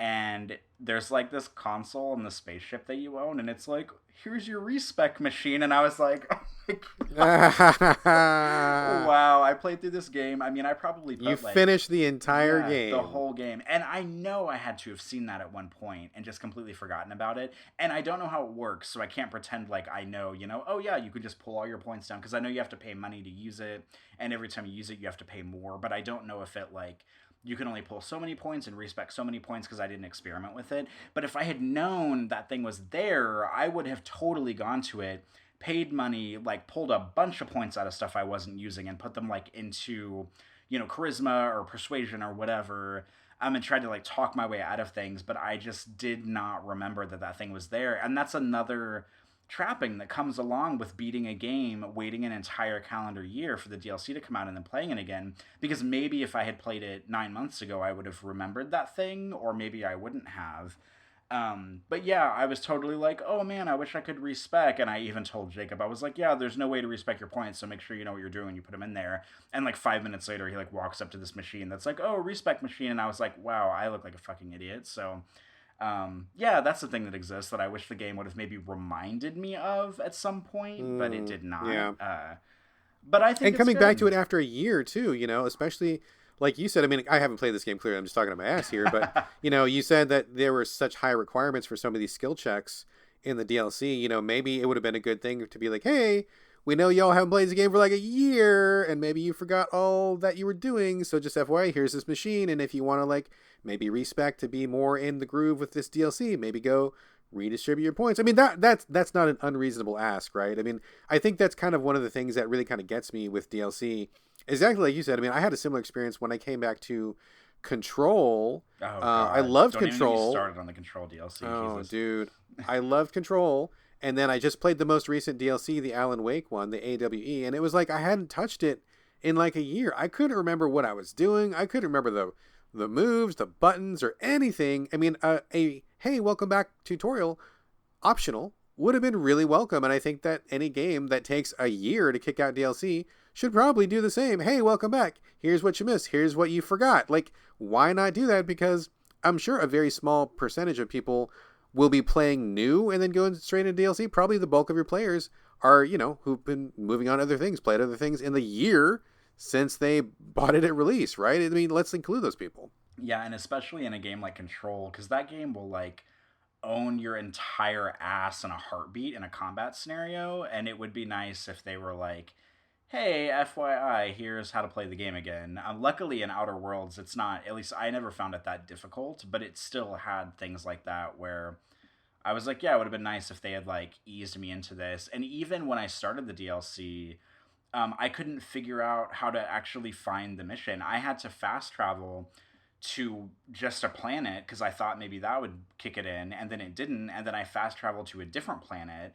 And then when I did that, suddenly there's like a woman, like a robot kind of lady who runs your ship in AI, and she was like, "Oh, we have a request from blah blah blah." And I was like, why did I have to fast travel twice to get that to unlock? Like, that didn't make any sense at all. Like, I should have just loaded the game, and it should have been like, oh, right, here's the quest. Like, come see me to talk about this. So it just wasn't implemented very well from the start. And then, yeah, getting back into the groove of the game is so difficult. But, I mean, once I did, get back in the groove, I was feeling very good about it, and I liked the DLC a lot. I mean, it wasn't, like, earth-shattering, but it was very on par with like all of like the, it's what you expect from like a Fallout DLC. It gives you a new area, it gives you new enemies, it gives you a new storyline. Very substantial amount of time it took, about 10 hours to finish it, which I appreciated. Yeah, I mean, it was good. I don't have a lot of complaints. It wasn't earth-shattering, but it also, occupied me for several nights in a row, and I was actually interested in the story that was going on, so that was nice, and that's that. Right on, right on. All right, thank you for that heads up. I got a couple games to talk about here. First one is called Ring of Pain. I believe it launched either yesterday or today on PC and Switch. I believe those are the only two platforms it's on. It is, actually, this is a good time that you're back, Corey, because it's a roguelike, and I'm talking about roguelikes. I know that you never got enough of my roguelike chatter. Is this game, can I predict what this game is about? Go ahead, please do. It's called Ring of Death? Ring of Pain. Ring of Pain, I'm sorry. Is it a game where it's a roguelike and the entire game is you calling Microsoft support because your Xbox 360 red ringed and you get further in the conversation every time and then they hang up on you or something? Is that what this is about? That is so close. That is so close. Are you Googling this right now? Because I feel like you're cheating a little bit. No, I'm not. I've never heard of this game before right now. This is amazing. Actually, I don't think anybody's really heard of this game. It kind of came out of the blue for me. PR propositioned me about a week or so ago, and they're like, hey, you want to play this? And I'm like, what are we even talking about? I don't even know what this game is. But it's coming from a small development studio. I think it's maybe either 2 or 3 people.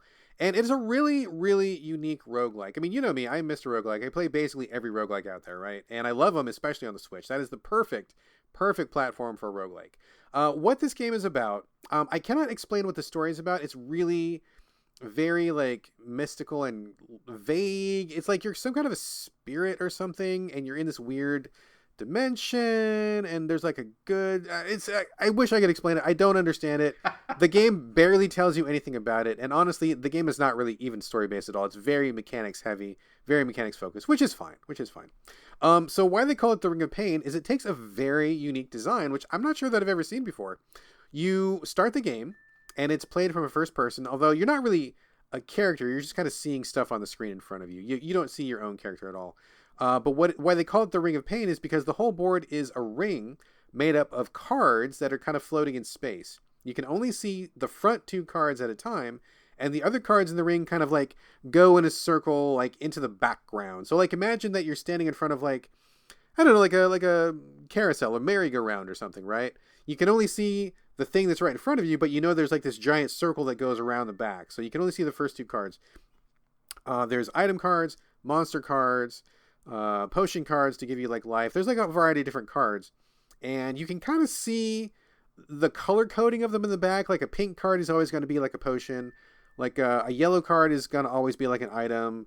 A red card is always going to be like a monster, or maybe it's purple or something. So you can kind of see the back part of the ring, but not like really super specifically.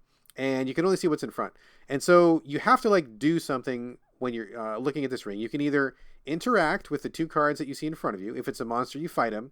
If it's an item, you either take and equip it or you discard it. Or if it's a potion, you drink it. And if you don't want to do any of those things, you can try to rotate the ring to see what the other cards are. If it's an item, you just rotate the ring, no problem. But if it's a monster, you can try to sneak past them. If you sneak past them, you just sneak past them, no problem. Or if you don't sneak past them successfully, they ding you for a little bit of damage. So basically what you're doing is you're constantly looking at this rotating ring of cards, and you're trying to navigate and spin it like to the left or to the right so that you're always like getting the items that you need, getting the potions that you need, and not fighting the monsters until you're ready. After you've got a couple pieces of equipment, after your life is full, then you fight the monster when it's advantageous. So it's kind of a weird, really innovative design that I don't think I've ever seen before, where you're spinning and spinning and spinning and spinning the thing and trying to navigate like, oh, I spun the ring to the left and there's a monster that's really tough. I'm not ready to fight him. Let me spin the ring back to the right. Oh, hey, here's a sword that I didn't have before. I'm going to equip this sword. Let me go a little bit further to the right. Oh, here's a helmet. I'm going to put this helmet on. Okay, now I'm going to spin it back to the left. I'm going to fight this monster now. So you kind of control how the ring goes, and you just have to kind of work with what you're given. It's really interesting and very... I mean, it's really fast. It's a very fast play because everything is pretty simple. The tutorial is awful. It felt like I was getting kicked in the face when I was trying to learn how to play this game because you die. I mean, many matches that I've played are like a minute or less, or sometimes 5 minutes or less. Like, it's very fast. Like, you got to know really quickly whether you're on a good run or a bad run. And it just kind of just goes and goes and goes, which I like about it. I mean, I like the fast play. I like getting in and out. It's really good. The other parts that I think are great about it is that it's pretty good once you know what you're doing to communicate the benefits and the effects of things before you commit to a turn. So it being a roguelike, if you die, you get sent back to the start. In this game, there is no permanence except for a couple unlocks. So basically, you're starting from scratch every single time, which is a little bit rough. I think most roguelikes these days don't do that. So this one is a little bit more traditional in that sense. But I think the thing I like is like when you're about to fight a monster, before you fight the monster, the game will tell you, oh, you will lose 3 hit points. And it'll be like, you're going to strike first or you're not going to strike first. So you can look at it and be like, okay, is this a smart move? Should I do this now? Should I not do this now? So I like that it shows you that before you commit because it's very kind of clear about the info once you figure out what it's trying to tell you. It kind of takes a little while. You're going to die like maybe 30 times before you get a feel for it. But I really like the design. I think the art is really cool. It's weird and like unsettling, really kind of just abstract and just strange. The whole game has a very strange feeling to it. It feels kind of like a bad dream that you're stuck in a good way, I guess, if that's possible. The only bad thing that I will say about it is it's hard as fuck. It's really, really, really hard. And I have to say that I think that luck plays a little bit too much of a role in this game, which I kind of wish there was more things you could unlock. Like say, for example, if I find a good sword and I die, maybe I keep the sword and start with the sword next time. That would like make me feel like I had a better chance at survival the next time. You don't get to do that. You start basically from scratch. And I can tell right off the bat, if I find a good piece of armor or a sword or I get a potion right off the bat, okay, this might be a good run. Sometimes you start a run and it's just like monster after monster. You're like, okay, this run is fucked. I don't have a chance. I'm just not going to get anywhere. And I feel like a lot of these runs really depend on just getting lucky. I mean, of course, you have to make good decisions. Of course, you have to know what you're doing. But even knowing that stuff, because I've put a lot of runs into it so far, even knowing what I'm doing, there are many runs where I'm just like, okay, I don't have anything that I need. I don't have enough attack power to get past this monster. I don't have any life potions. There's literally nothing I can do, and I'm stuck and I'm dead. So I feel like the best roguelikes let you strategize a little bit more and kind of like think on your feet a little bit more, be a little bit more resourceful. This one I feel like it's definitely about careful management like most roguelikes are, but I feel like a lot of it is just really, really luck based. And I kind of struggle with that a little bit because there's been a lot of runs where I feel like it just wasn't my fault. There was just literally nothing I could do. And that's not a good feeling, that's not a good place to be. You want it to feel like you made a mistake, you fucked up. That's okay. But feeling like I did the best that I could do and there was literally no option that would have led to success is a less good feeling. So I have not finished it. I don't know that I will ever finish it. It's really difficult and I kind of feel like I want to move on to something else. But I like it a lot in terms of design. I think that people who like roguelikes should definitely check it out. It is unlike any other roguelike I've played. I like the art style. I like the concept. And I bet you in 6 months, if the developers maybe patch this out, balance it a little bit, I bet it's going to be fucking dynamite. But right now, it feels like a really rough ride that's a little bit hard to recommend.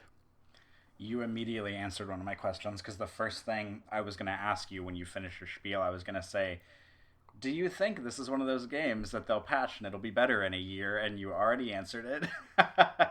Yeah, so true of so many games we talk about in the show. I feel like in 6 months or a year, I bet it'll be fleshed out a little bit. I bet it'll be rebalanced. I bet it'll be way more plausible to kind of make it through a run and win. I mean, you only have to get through 16 rings, which doesn't sound like a lot, but I'm average, like on a good run, I'll get to like ring like maybe like 8 or 10. And I'm like, oh, I had a real good run that time. And I still have like 6 more rings to get through, not counting if I take a detour into like these other rings. Whatever, it's complicated. But basically, on paper, it seems like you could finish this game really quickly, but in practice, it's very, very, very difficult. So, I think luck is too much. But come back to it in 6 months. We'll see. The next game I want to talk about is Spellbreak. Have you heard of this or played Spellbreak, Corey? I have not heard of this. People are trying to get into the battle royale genre. A lot of people are trying to cut their teeth and get a piece of that pie. Still, Fortnite is still the 800-pound gorilla. I think PUBG's kind of died off or just it's cut way back. I think, what is that other one? That one that came from the Titanfall guys. I forget what that one is called. Oh, Apex Legends. Apex Legends is doing okay. I played some Apex Legends. Did you? And some Modern Warfare Warzone a lot right when I was getting divorced and moved out. So that's something we never talked about. But I was a Call of Duty gamer bro for a while, Brad. Dude. Oh, man. We'll have to definitely talk about that at some point. Because that is something I would have never predicted coming from you. Yeah, me neither. I didn't mean to interrupt you. I just wanted to insert that real quick. But tell me about this game. That's fine. So Spellbreak is, I mean, to me, I've played, I think, basically all of the different Battle Royale games, and I kind of keep coming back to Fortnite, even though I'm not like a hardcore Battle Royale person. It's just comfortable. A lot of people play it. My son plays it. There's like, I've put a lot of time into it. I've got like a lot of unlocks and stuff, so it's my comfort zone if I'm going to play a game like that. But Spellbreak is the first one that feels to me like genuinely like really different in the Battle Royale space, which is good. You play as a generic wizard person. You can be a man or a woman, and there's a couple different outfits you can get. Whatever. It's not you're not playing this game for the story. Basically, you get dropped into a big open map, just like you do with Fallout or something. And instead of guns and stuff, you get spells. You have a gauntlet on your right hand, which does one of I think 12 different spells. They're like fire, ice, earth, electricity, poison, something, and you get so you get to pick 2 gauntlets, and each gauntlet can have 1 power, and these powers can often interact. So like if you shoot a poison cloud with your right hand, and then you shoot it with like electricity with your left hand, it becomes like this electrified poison cloud, and it does like extra damage. So this is BioShock, the Battle Royale. Kind of. But it's third person, which I really like. It's really fast paced. Your characters are really like floaty. They do like these super big jumps, and it feels like you're almost kind of flying when you're going over the landscape. So it feels very different. Like you're not really super tied to the ground. You can pick up other little powers as you go that kind of let you mix and match a little bit. You can also pick up different elements as you go. So I really like the feeling of it, like being a magic user instead of like a sniper rifle user or instead of a assault rifle user. It feels significantly different, and having the different abilities gives it a very different spin, because like I played this with my wife and my son, and we play in teams of 3. So like I would be like the poison slinger. So I'll throw down a big cloud of poison, and when people come running out of that cloud, like my son likes to use like the ice, and like the ice is kind of like sniper rifle, but like with icicles, and then the wife will come in and she'll do like whatever power she's using, like she'll throw a big boulder or something. So like it definitely feels, even though the essential core of the Battle Royale is still there, it has a very different feel. It does not feel like Fortnite. It does not feel like PUBG, which is great, because I mean, you have those games if you want to play those games, but this feels like something legitimately different. So I really like it a lot. I like the floatiness. I like the magic user aspect. I like the way that you just kind of like skate over the battlefield, and the way that like the different alchemical effects happen. It's very, very cool. I haven't put a ton of time into it, but it is the other one that we go to when we're not doing Fortnite. So to earn a number 2 spot, being a relative newcomer, is a pretty good place to be. Now, I like this a lot, and the other good thing is that I know that a lot of people in the Battle Royale space struggle because Fortnite has really set the pace for releasing a lot of content. I mean, you go to Fortnite, there's like literally something new every day, like, and not a lot of developers can keep up that pace. I think that's probably one of the things holding Spellbreak back, but they have responded. I believe on October 22nd, they're coming with their first really big update. I think it's called the Gathering Storm. It's going to have a bunch of like weekly quests, like new rewards. There's going to be a new deathmatch mode. There's going to be more skins, because I mean, you always want to customize your skin. That's like half the fun of doing these games. And they're going to be changing the powers. I think there's going to be like some, of course, some new like Halloween stuff possibly. So October 22nd is the new stuff for Spellbreak. I'm going to definitely dip back in at that point and see what's going on. But I don't know that it's going to unseat Fortnite as my go-to, but I think it's a pretty comfortable number 2, and we are playing a fair amount. I do love a comfortable number 2. Zing, motherfucker, zing.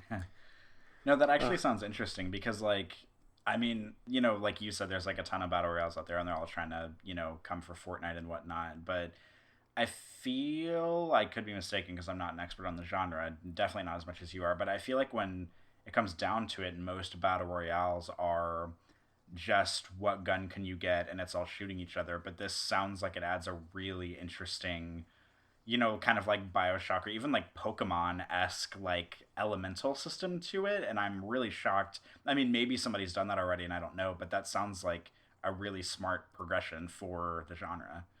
It really is, it really is. And I think that it's cool for a couple of different reasons. I mean, one is that it gives you different ways to play. Like, in Fortnite or most of the Battle Royale games, like, you just have to be good at shooting. Like, it's just the fact of, like, if you want to succeed in this game, you have to be good with a gun. But in this one, like, for example, I like the poison because it's a lot of AoE effects. So, like, if I'm not pinpoint accurate, I can just throw down a shot, and as long as I'm in the ballpark, like, this giant fucking gas cloud is there, and I'll, like, you're gonna hit the dude, like, he's gonna have to get through your poison or something. But if you are a good shot, then you can use like the ice, or you can do one of the other powers where it's more about precision shooting. So there's definitely options to mix and match. Like, I think using the flame wall is a really cool one, where it's like this giant flame wall where you don't have to be super precise about it, and it gives people like the chance to like find their own niche and find what works well for them.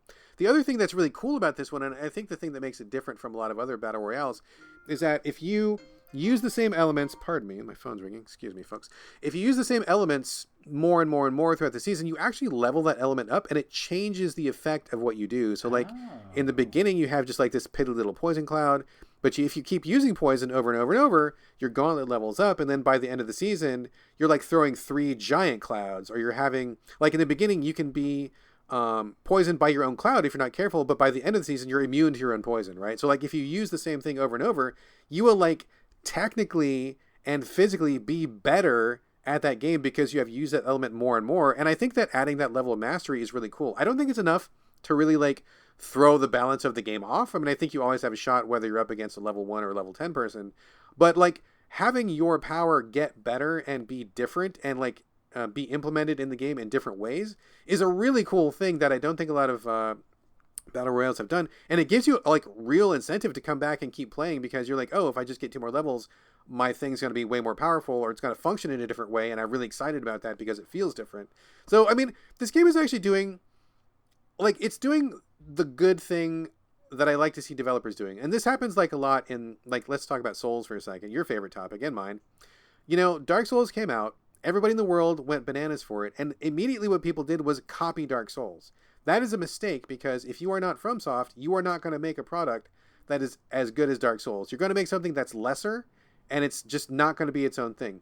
The way that people succeed in the Souls-like genre is to take concepts that Souls gives and then branch out in your own direction. Take the idea of it and then do something new with it. And that's really what Spellbreak does. It takes the idea of Battle Royale, but instead of fucking doing what everybody else is doing, and doing just like guns and first person or third person, or like basically the same thing that Fortnite and PUBG were doing, they're like, okay, yes, we're still like 1 versus 100 or whatever, but we're going to let your character basically fly, and we're going to have like all these different alchemical effects with elements interacting with each other, and we're going to let you like level up over the season, and your thing's going to be like tangibly different by the time you get done. Like they got the same concept, but it's in a very different direction. I don't think anybody would say that Spellbreak looks just like every other battle royale, and that's really the way to like stand out. And I think that's really what's smart about this game.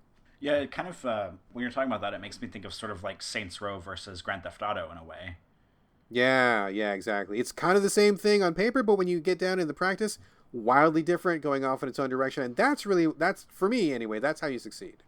Yeah, and I really like whenever games do that thing where, and I feel like for some reason this isn't common enough, where you, like, if you find a specific thing that you like using, that the game will reward you for using that thing by making it better. Because I often find in games, like most, sort of like RPG based action games or whatnot, say like my favorite game, Deus Ex, or like Dishonored or whatever, any game these days for the past like 15 years, where, you know, you're like using, say you have like a pistol that you like a lot, and you get to like your upgrade screen, and like the stuff that you have to buy for your upgrades like have nothing to do with, you know, maybe you can like reload, you know, a 0.02 seconds faster or whatever.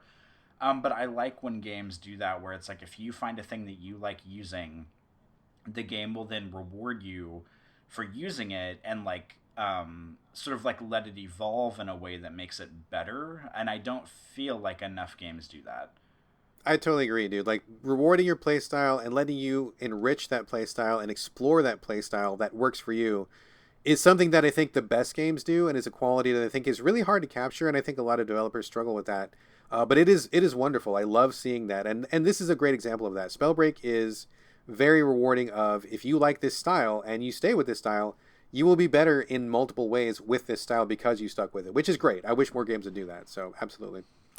All right, that is Spellbreak. Again, the new content dropping on October 22nd. Check into that if you want something that is Battle Royale but feels significantly different than what you have already played.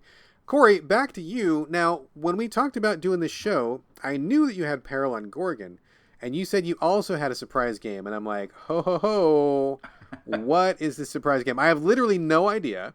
This is a pure surprise. The listeners are going to hear about it just like I'm hearing about it now. So, pray tell, dear sir, what is this surprise game you're bringing to the show?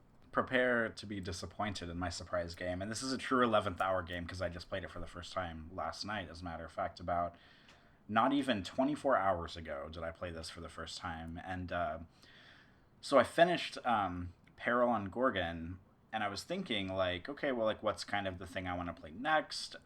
And because Jacob started playing Peril on Gorgon, I was telling him a lot about, like, oh, well, because we've been having this really interesting thing, and I don't know if we'll talk about this today or not, but where he has a background in, he used to be really into like fighting games. Like Soul Calibur is like one of his favorite games, and he's a big fighting game person, but then he kind of stopped playing video games for a long time.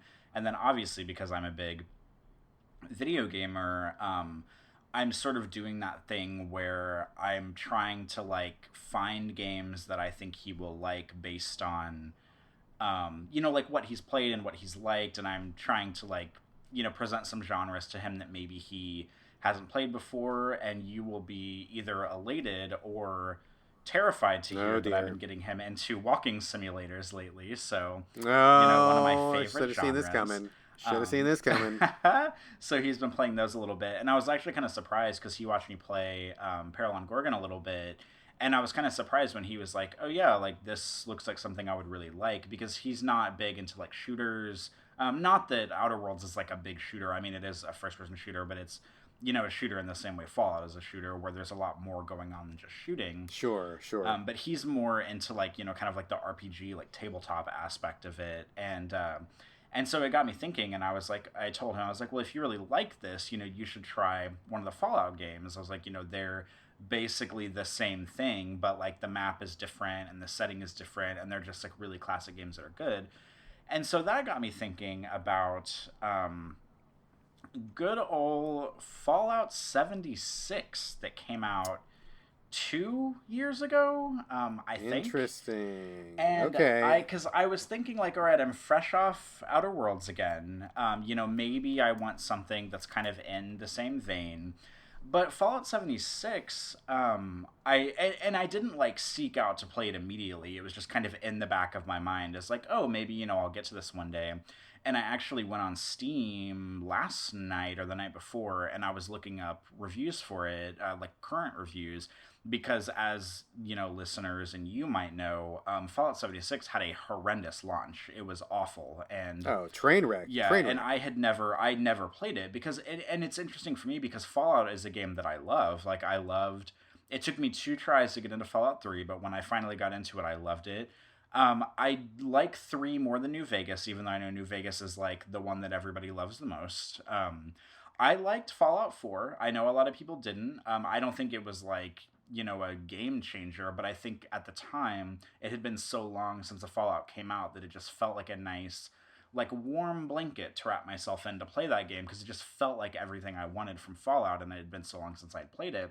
But when Fallout 76 started coming out, the premise for it was like, it's like an MMO. It's not really like a story-based Fallout game, and I had never cared about it, which is weird because I love Fallout.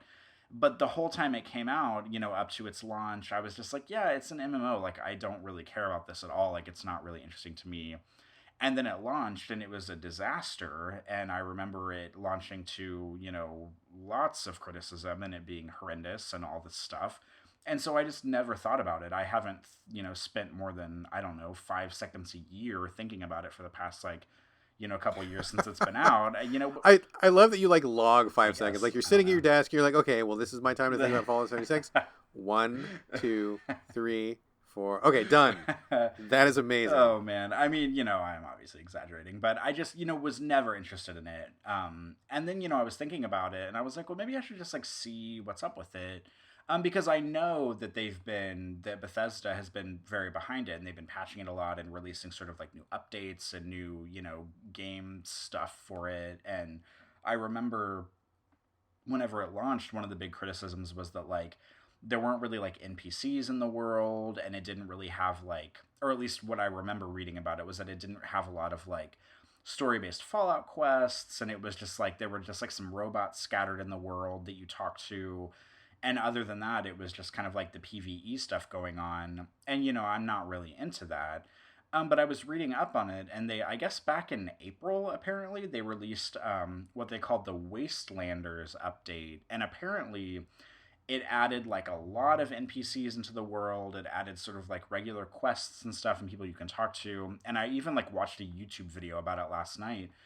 Before I bought it, because there was a guy, I don't even know his name, but he was just I just literally searched like Fallout 76 in 2020, and I wanted to see like what came up in Google, and I found a YouTube video, and there was a guy who basically talked through like everything that was new in the game, everything he liked, everything he didn't like, and some stuff that he was neutral on. And so I was just kind of thinking about it, and I think I might have put it in my Steam wish list, but on a total whim last night, I logged into my PlayStation 4 and I went to the PlayStation Network because I know they're having a big like Halloween sale right now. And actually, anybody listening, look at that sale. It's got some good games in it.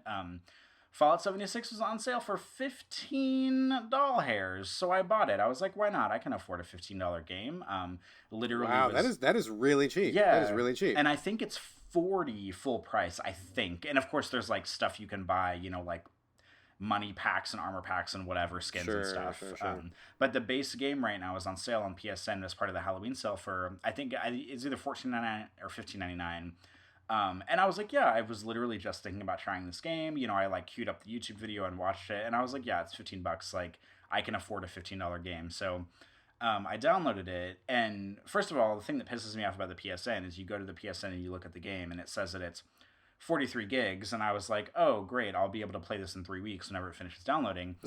and then you go to download the game and it's 76 gigs or like 79 or something. God damn. And I was like, why does the PSN say that it's literally half as big as it is? Like, I don't, like, maybe they've updated it so much that they've added twice as much game to it, and the original PSN listing just doesn't say that. But that's something that really pisses me off about the PSN, is that happens all the time, where you look at a game and you're like, oh, it's 10 gigs, and then like you go to download it and it's actually like 2 or 3 times that amount. But luckily, I mean, I guess my internet speed here is fine enough, and I have my PS4 connected via Ethernet, so it's faster, and it took about an hour to download, which I was happy with. And I played it for about 3 hours last night, maybe. And honestly, it feels like a Fallout game. It feels good. Like, it doesn't feel kind of like the way I expected it to. I thought it was going to be kind of an MMO mess, but the premise of the game is that you're in Appalachia, and I don't actually know where that is. I think that's because all the Fallouts take place in a real space in the United States. And, every Fallout game kind of has the thing where you're in the vault for, like, the first hour or two of the game, and it really sets up the story. Sure. But this one kind of gets you out of the vault very quickly. Like, in this game, the opening cutscene is sort of about, like, the vaults have been closed, the 25 years has passed where they're letting the vaults open again and everybody's going out, and then there's like a big party in the vault the night before, and you wake up like the day after the party, and then like from the get-go you do the character creator screen, which is in every Fallout, and then you basically just like leave the vault. Like you don't spend the 2 hours in the vault, talking to people and prepping to get out of it, which I thought was actually a pretty smart design decision, because even though, the vault stuff at the beginning is always like interesting and, full of like intrigue, because the big thing about Fallout is that, the vaults are not always what they seem. They're always weird. And, but this one just kind of like kicks your ass out of it really quickly. And whenever you go out into the world, there's like little robots set up and like on the hallways leading up to exiting the vault, and they kind of like tutorialize some stuff for you as you're going out. You're the last person in the vault. There's no humans or anything in it. So you leave, and then it just like really jumpstarts you into the wasteland. Like you exit the vault, and then like boom, you're in the wasteland, and there's like one robot that's outside, and I think that's a new robot in the update, because he gives you a quest that's kind of like about finding the overseer from the vault, who you don't talk to before you leave. And so I think that's kind of like the big Wastelander story quest. But if you had told me that was in the game the entire time, I would have been like, yeah, sure it was, because it doesn't feel like patched in a weird way. It just feels like a natural quest, because usually in a Fallout, whenever you leave the quest, there's always like the big main quest, and then you find stuff along the way. And this feels like the big main one. It's like you're trying to track down the overseer and figure out where she went and what kind of like situation she's gotten herself into. And it's like a series of holotapes that you find that she kind of leaves behind. But you go out, you talk to the robot, you go down the set of stairs. There's 2 people there, 2 NPCs that you talk to. I don't know if they're new in the update. I presume they are. And they sort of set the tone of like, there's this idea that there's like a big treasure buried somewhere, and like they thought it was in the vault, and they had paid someone, their last caps to figure out it was in the vault, and then you have to tell them like, yeah, sorry, you can't get in the vault. I was the last one out. It's sealed. Like, good luck. And then it just kind of proceeds like any other Fallout game. And like, I'm not super deep into it, so I'm sure I will encounter the MMO stuff later. But it's set up very similar. You have it basically feels exactly like Fallout 4. Like all the mechanics are pretty much the exact same. You have a new little like camping unit thing that's in your like Pip-Boy as part of your inventory, where you can like set up a camp anywhere. And that brings in a little bit of like the base building stuff to it. But I think you can pack up everything in the camp. I haven't done this yet, because I set my first camp last night, and all I built was I put like a mattress in the grass and like a weapons like building station, and then I like fell asleep, and then exited the game because it was like almost 4:00 in the morning and I needed to go to bed. But it feels like a Fallout game, and like that's such a weird thing to say, because like of course it should feel like a Fallout game, but apparently it did not feel like that until April. But I mean, so far so good. It feels just like Fallout 4. It has pretty much all the same mechanics. It has the same like weapon benches and armor benches and like the cooking station, and you have the same base building stuff. It's not too hard. The enemies, I guess I read on Steam reviews lately that they implemented a new system where the enemies level with you now, instead of you just overpowering all of them, which I heard a lot of like double-edged sword remarks about as I was reading through Steam reviews last night, because apparently you kind of get caught in a situation where if you're at a really high level, then you can like be fighting these like measly enemies who are also really high level, and it takes like way too much ammo and like weapon strength to sort of take them down. And it feels a little bit unfair. And I sort of fall onto the like what I know there's an argument for both sides of that, but I sort of like leveling up and feeling powerful. I don't like the enemies to level with me, so I guess that's something I'm going to have to deal with as I play the game. But I've only been playing. No, that is the official stance of the game of the GameCritics.com. Oh, the official stance of the So Video Games podcast. We do not like enemies that level up with you. Fuck that noise. Okay, good. Then I feel better in saying that. And that's one thing that I remember disliking about New Vegas, because if I remember correctly, I feel like in New Vegas the enemies did get stronger with you. But I might be lying about that because I haven't played it in like 15 years. Because I remember in Fallout 3, there was a point where you just get really powerful and you could just like waste enemies in one shot for like the rest of the game, and it felt really nice, and I like that. That's the best part of any fucking game, dude. It was like when you come back and kick everybody's ass. I live for that moment. Yeah, and so I'm hoping that 76 won't get more like difficult the longer I play it, but so far so good. Because it's an MMO, they can't do VATS, because like that pauses the game and you can't pause the game for everybody in it. So now the VATS system is basically just like an auto aim thing, where if you press the VATS button, it'll target the enemy and it'll just like keep your gun moving with them. So that's kind of like a new update for that. That's the only like huge significant difference. I did run into a bug early on because, of course, it wouldn't be a Fallout game without a bug where, as I was exiting the vault, my HUD completely disappeared. So that was really fun. And it took me, I had to like go interact with the weapon bench. And then when I exited the weapon bench, the HUD just came back for no reason, but I was very thankful to see it again. So my HUD was gone for a little while, and I couldn't tell if it was like a bug or if it just like wasn't supposed to be there. But I was thinking like, I remember HUDs being a thing in Fallout, and then it came back, so that was nice. They were just trying to immerse you in the realism of being there, like, you know, just like real life. There's no HUD every day. That's what they were trying to do. Yeah, I mean, I guess like whatever. It was kind of effective for a second, but ultimately it was.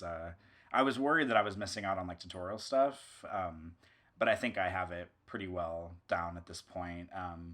But yeah, I mean, I'm not that far into it. I don't really know how many quests there are or how long the branching quest goes, like the main quest, because I know, it's an MMO, so they're going to want to keep you playing it for as long as possible and keep coming back to it. And it's got a lot of, content updates. Like last night, of course, there's like a little storefront you can go to in the menus, and all this Halloween stuff is in it right now because, of course, it's Halloween season.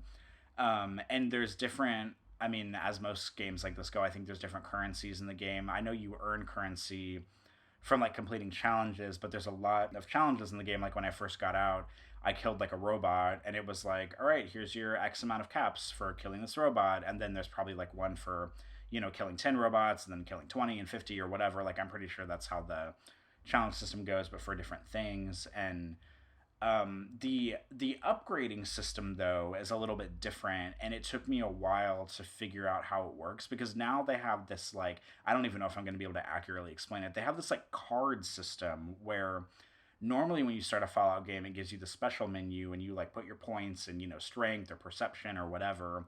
But in this one, I think when the game starts, you get like 1 point to put somewhere, like all your stats are 1, and you get 1 point to put in one thing.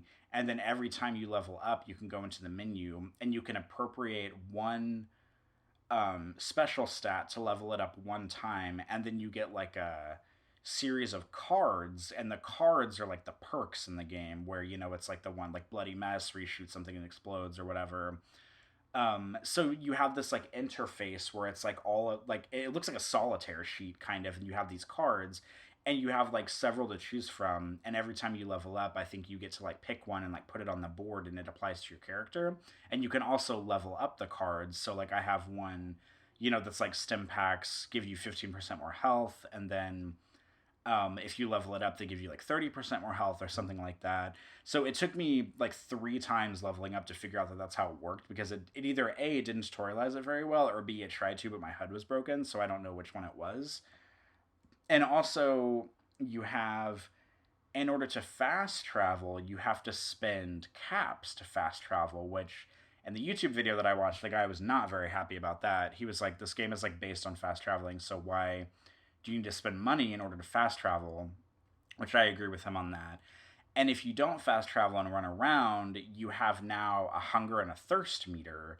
So you have to either run to where you want to go and be monitoring your hunger and your thirst, because if they get too low, you like lose a little bit of HP, or you can't like fill your HP meter as high or something like that. But if you fast travel, you have to spend money. So the game, it's kind of like, it's like gotcha either way. Like if you fast travel, you have to spend money. If you want to walk somewhere, you have to spend, your hydration and your hunger meter and everything. So I feel like that's a little weird. But I mean, so far I'm liking it. Like, it's something kind of nice to kick back and play.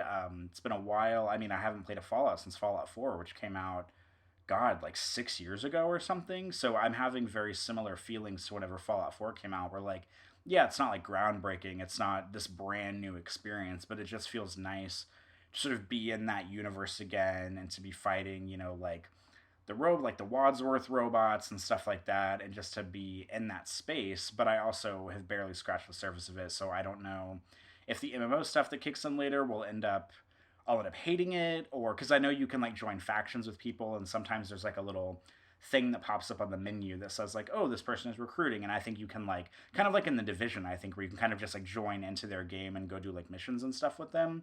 And so far, I haven't done that. I'm kind of planning to lone wolf it unless I have a friend who's playing, and I don't think I have a single friend who's playing it on PS4. So I'm just going to kind of go about it at my own pace so far. But I'm pleasantly surprised. I was really worried because the launch was awful, and I hadn't really thought about it a lot since then. But coming off Outer Worlds, it just made me think about it, and I was like, yeah, maybe I should look at 76, see what updates have come down the line, because I know they've been working on it a lot. I like the Bethesda page on Facebook, and I feel like their stuff is always in my feed about like, this is our new update for this is our new weapon, this is whatever, this is our Halloween stuff or whatever, and I just like kind of scroll past it and don't really care. But it seems like they're really putting a lot of legwork into making sure that this game, you know, has legs, that people keep wanting to play it. And truth be told, I don't really care about the MMO stuff. Like, I'm not teaming up with friends, I'm not doing like raids or whatever version they have of it in this. I just kind of want to go about the story, and I hope that the story and the quests end up being interesting, and that it doesn't feel like in Fallout 4, because at a certain point in Fallout 4, you can, all the people that you take quests from, they just like they will just come up with these like very almost like procedurally generated quests to give you, where it's just like, oh, go to, you know, insert place here and kill insert person here, or pick up insert thing here. And yeah, it keeps you playing, but it doesn't really feel like you're playing for any great story reason. And so far, 76 does not feel like that, because I'm very much on, you know, the early stages of kind of the main quest stuff. So I hope it doesn't devolve into that. I'm a little bit worried about that. But yeah, like, I mean, you know, you and I always say, oh, the best time to play a game is a year after it comes out, and 76 has been out for, I think, like 2 years at this point.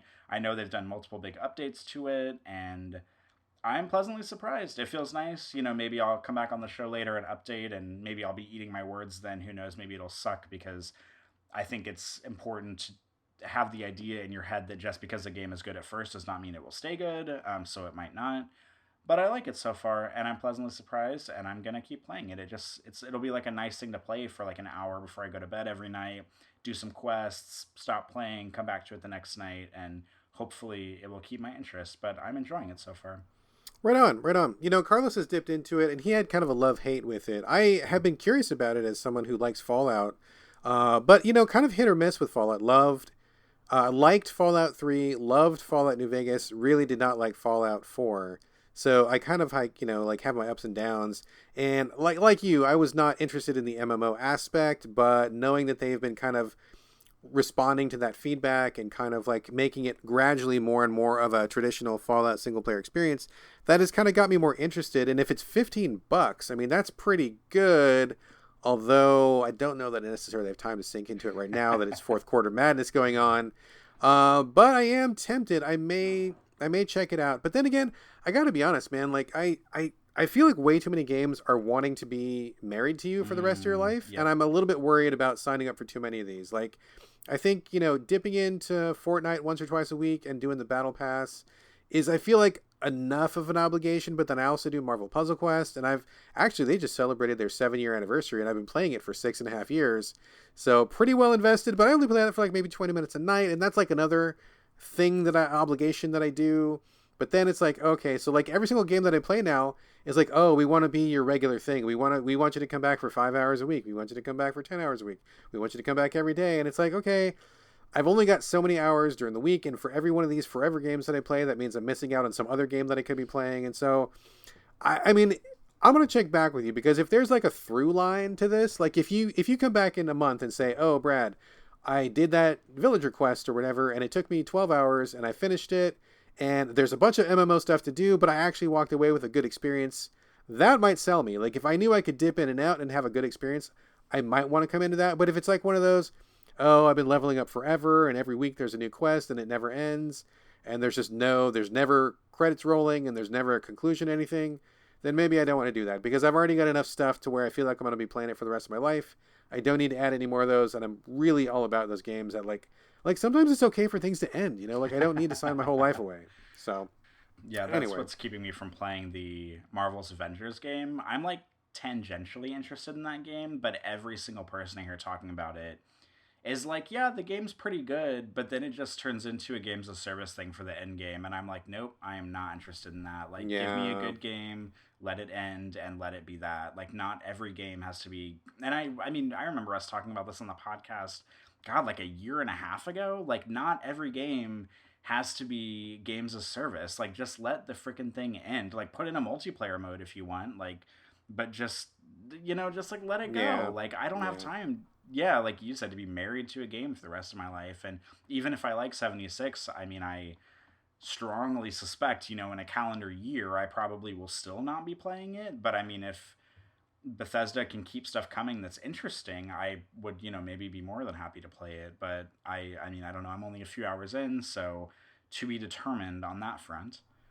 Yeah, it really depends. I just think that that's not a space that a lot of people can successfully be in, and I don't think a lot of people really want to be there in terms of player base either. Like, I mean, I think everybody's maybe got like one game they want to come back to, maybe two, but like with more and more games taking this approach, man, it's just like, okay, well, I'm going to pick one, and all you other guys are just not going to get my time because this one's getting all my time. And it's like, you can only split yourself so many ways, like it's pretty crazy. So I hope the developers kind of get off that train and just start developing more traditional experiences. And in fact, I mean, the game critics lament, I wish everything was a lot shorter, because right now, I mean, we're in fourth quarter and there's so many games coming out right now.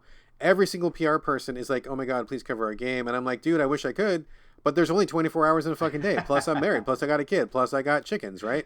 So like I got stuff I got to take care of, and I can't play every game to completion. Like I just got a game and it's like 20 hours long, and it's like, there's no way I can give you 20 hours, because in the time that it took me to get through your tutorial, I just got emails for like 5 other games. And it's like, I just can't, like, it's madness, man. So anyway, I don't want any more forever games.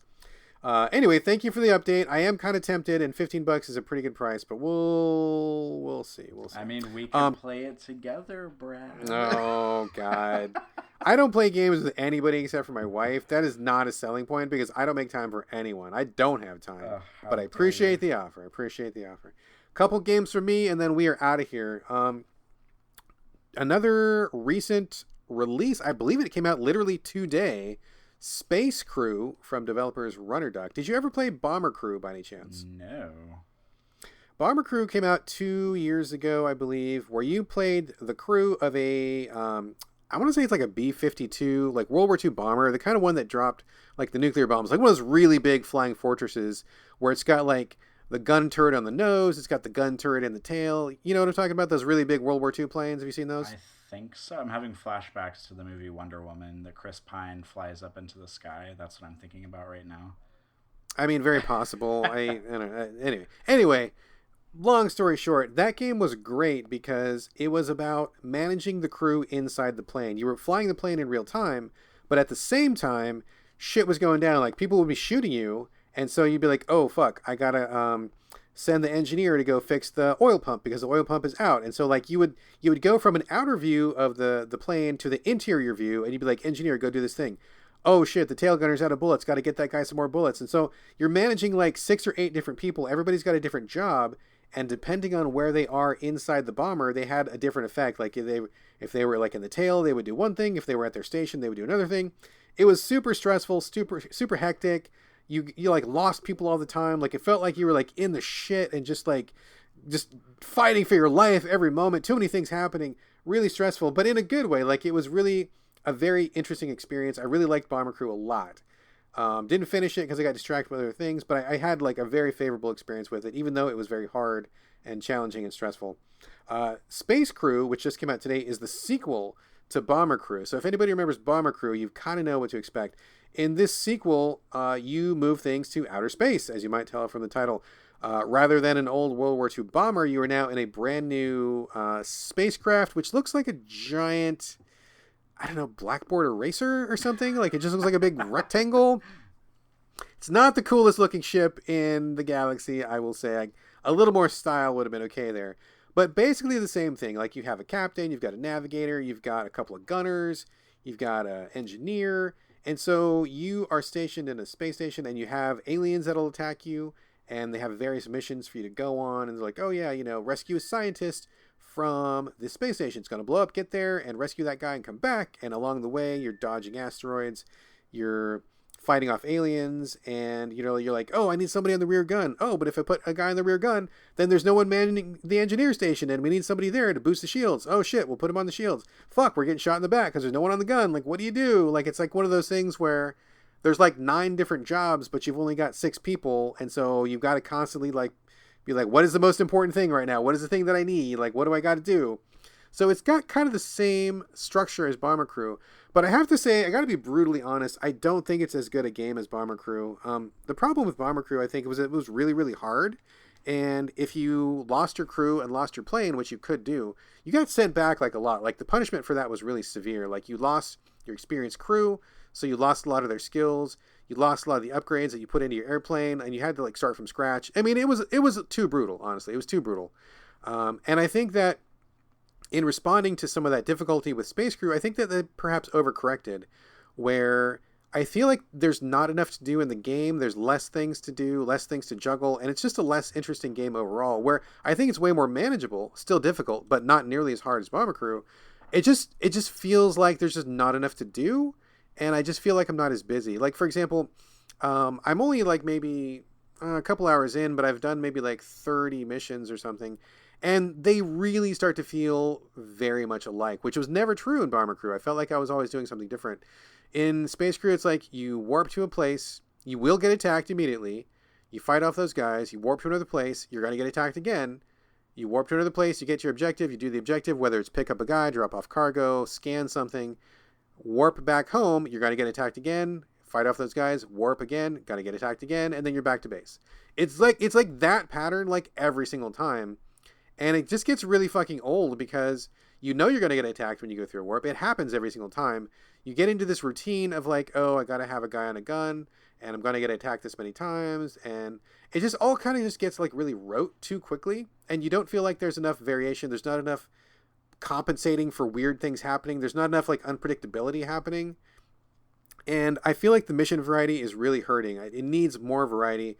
And it also needs just like more content. Like, I just feel like in Bomber Crew, you could say that it was too complicated, but there was something very interesting about having the ability to map your own course at the same time that your pilot is like deciding what altitude to fly at the same time your gunner is deciding what kind of ammo to use, at the same time that your bomber is trying to open the bomber doors. Like, you got like all these things going on, so it feels like you're like managing this impossible situation. Whereas in Space Crew, it's like, I'm just going on my run, and I know I'm going to attack, and here I am, I got attacked.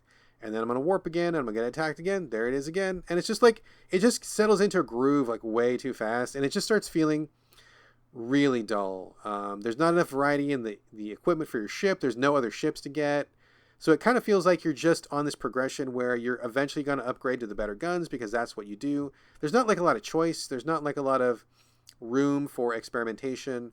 There's not a lot of variety. Like once you get the gist of what's going on, it just kind of hangs there, and maybe I'm not far enough in the game, but I'm to the point where I feel like I've played enough of it and I don't really want to play anymore. And it actually made me want to go back to Bomber Crew because I felt like that was more exciting. And even though it's more difficult and more frustrating and you get punished too harshly when you fail, I think it's just like a better experience overall because there's just more happening and there's more, you just really feel like you're in it. And in Bomber Crew, like I feel like in Space Crew, I feel like I'm just like on autopilot too much, and it's not nearly as interesting. How much of this overlaps with Lovers in a Dangerous Space-Time? Is it a similar thing? Very similar. If you've played Lovers in a Dangerous Space-Time, also a lot of people say this is very much like FTL, but I've never played FTL, so I can't say.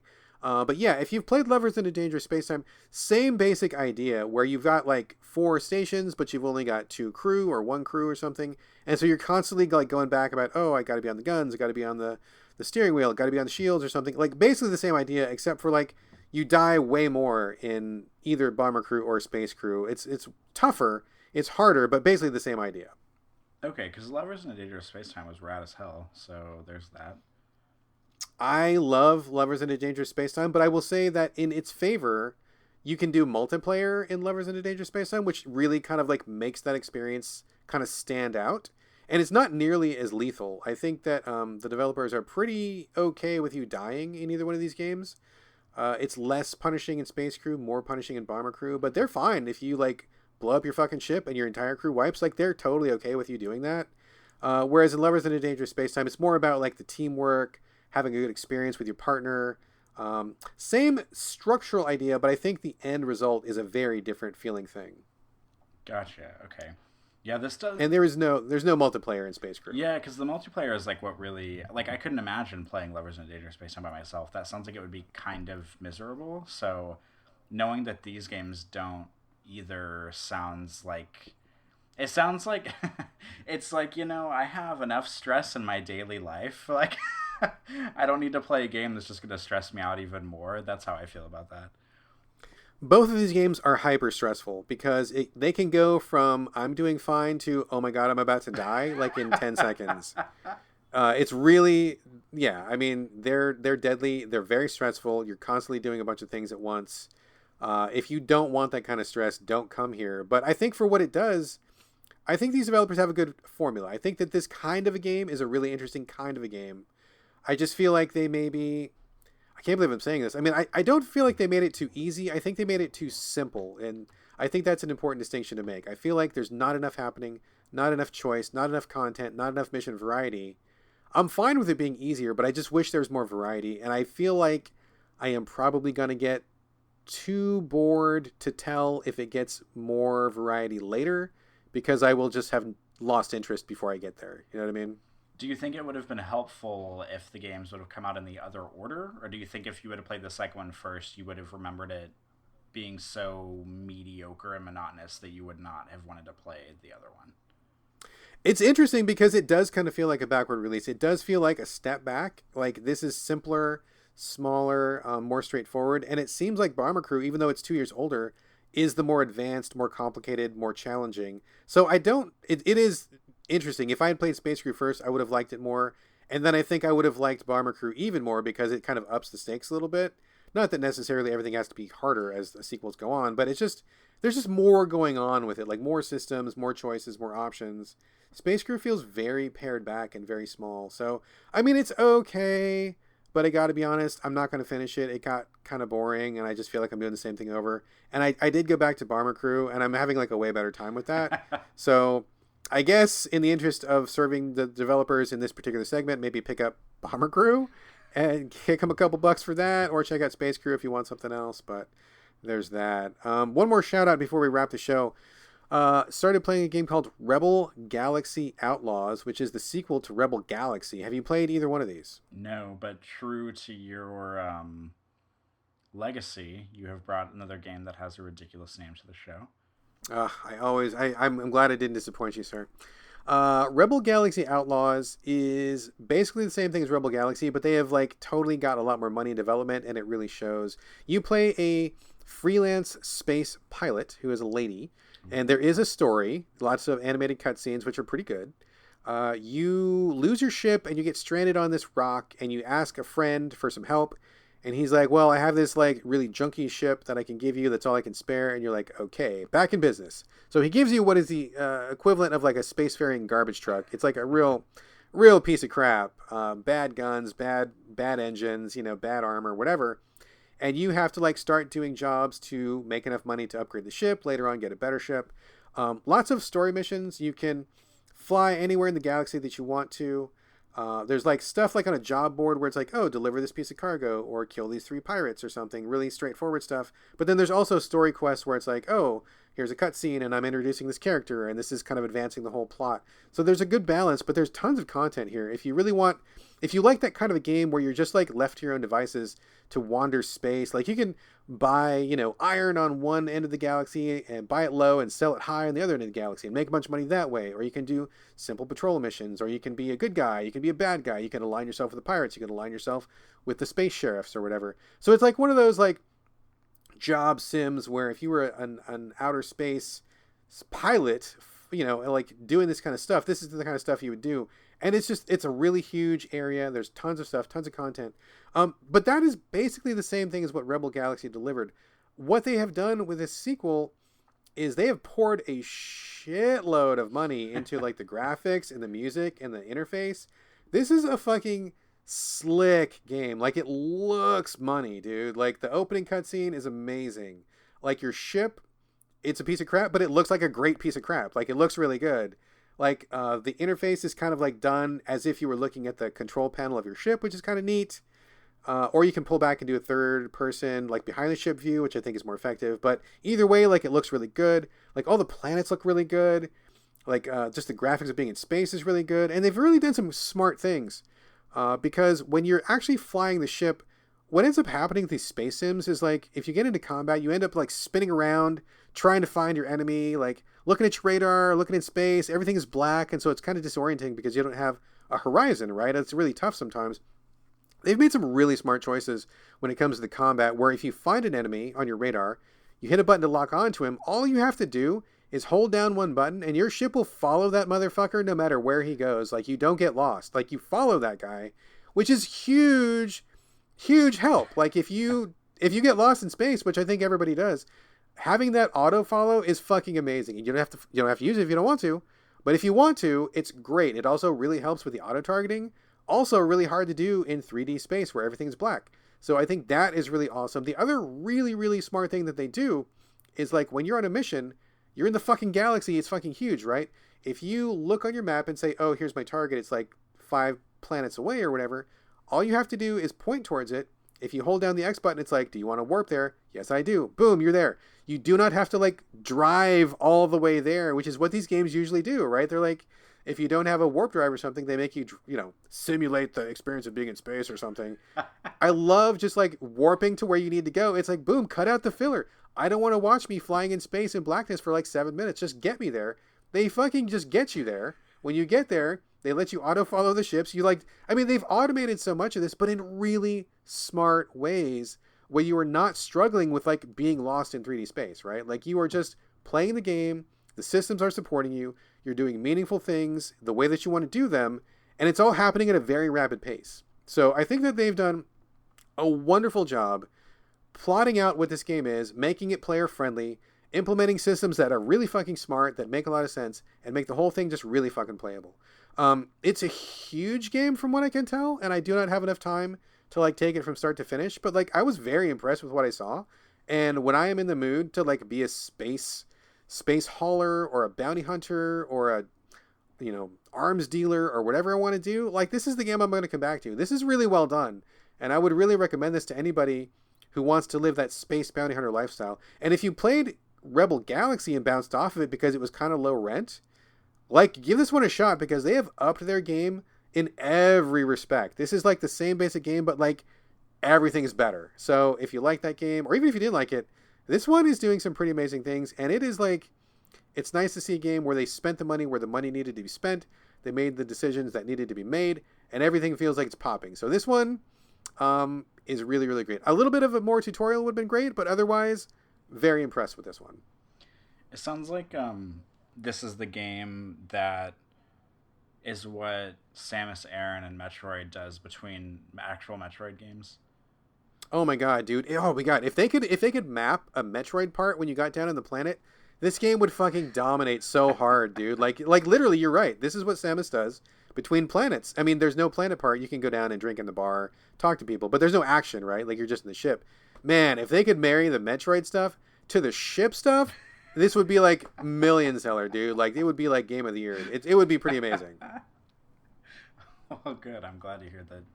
It seems like you have a role reversal with the last 2 games you talked about. One sequel that simplified things too much, and then another sequel that basically made things better in every way that they should have. Yeah, it's a really smart decision in every respect. I really give props to these guys. This is exactly of how you take what you made and made it better, and it's just very, very, very impressive. Rebel Galaxy Outlaws. Playing it on PS4, I believe it's on everything. So that is it for the show. Any last games you want to talk about, or are you all gamed out, Corey? I think I'm gamed out. I will be playing some more Fallout later tonight, though, so we'll see how that goes. We will check back in, not in this episode. I think that's going to do it for this episode. This has been a big one. We haven't done a large, long episode on this show for a while, but I'm glad that we took the time to go through all these games, had some interesting discussion, and of course got back in touch with you, Corey Motley. This is it, folks. This is it. Before we go, we are going to go through the usual spiel. Send us your questions, comments, for me, for Carlos, or for Corey. I will forward those along to Corey if we get some for him. So, videogamespodcast@gmail.com. We're on Twitter at SoVideoGames, but you can hit us up individually. Corey, I guess, do you want people to reach out to you? And if you do, where can they find you? Yeah, I mean, people can always reach out any way they want. If they would want to hit up the show or the email or me, I don't really care. I mean, my Twitter and Instagram are all the same as they were before. They're both, I'm on Twitter and Instagram. Both of my usernames are the same. It's just my first and last name, no periods, no spaces, no underscores, CoreymOtley.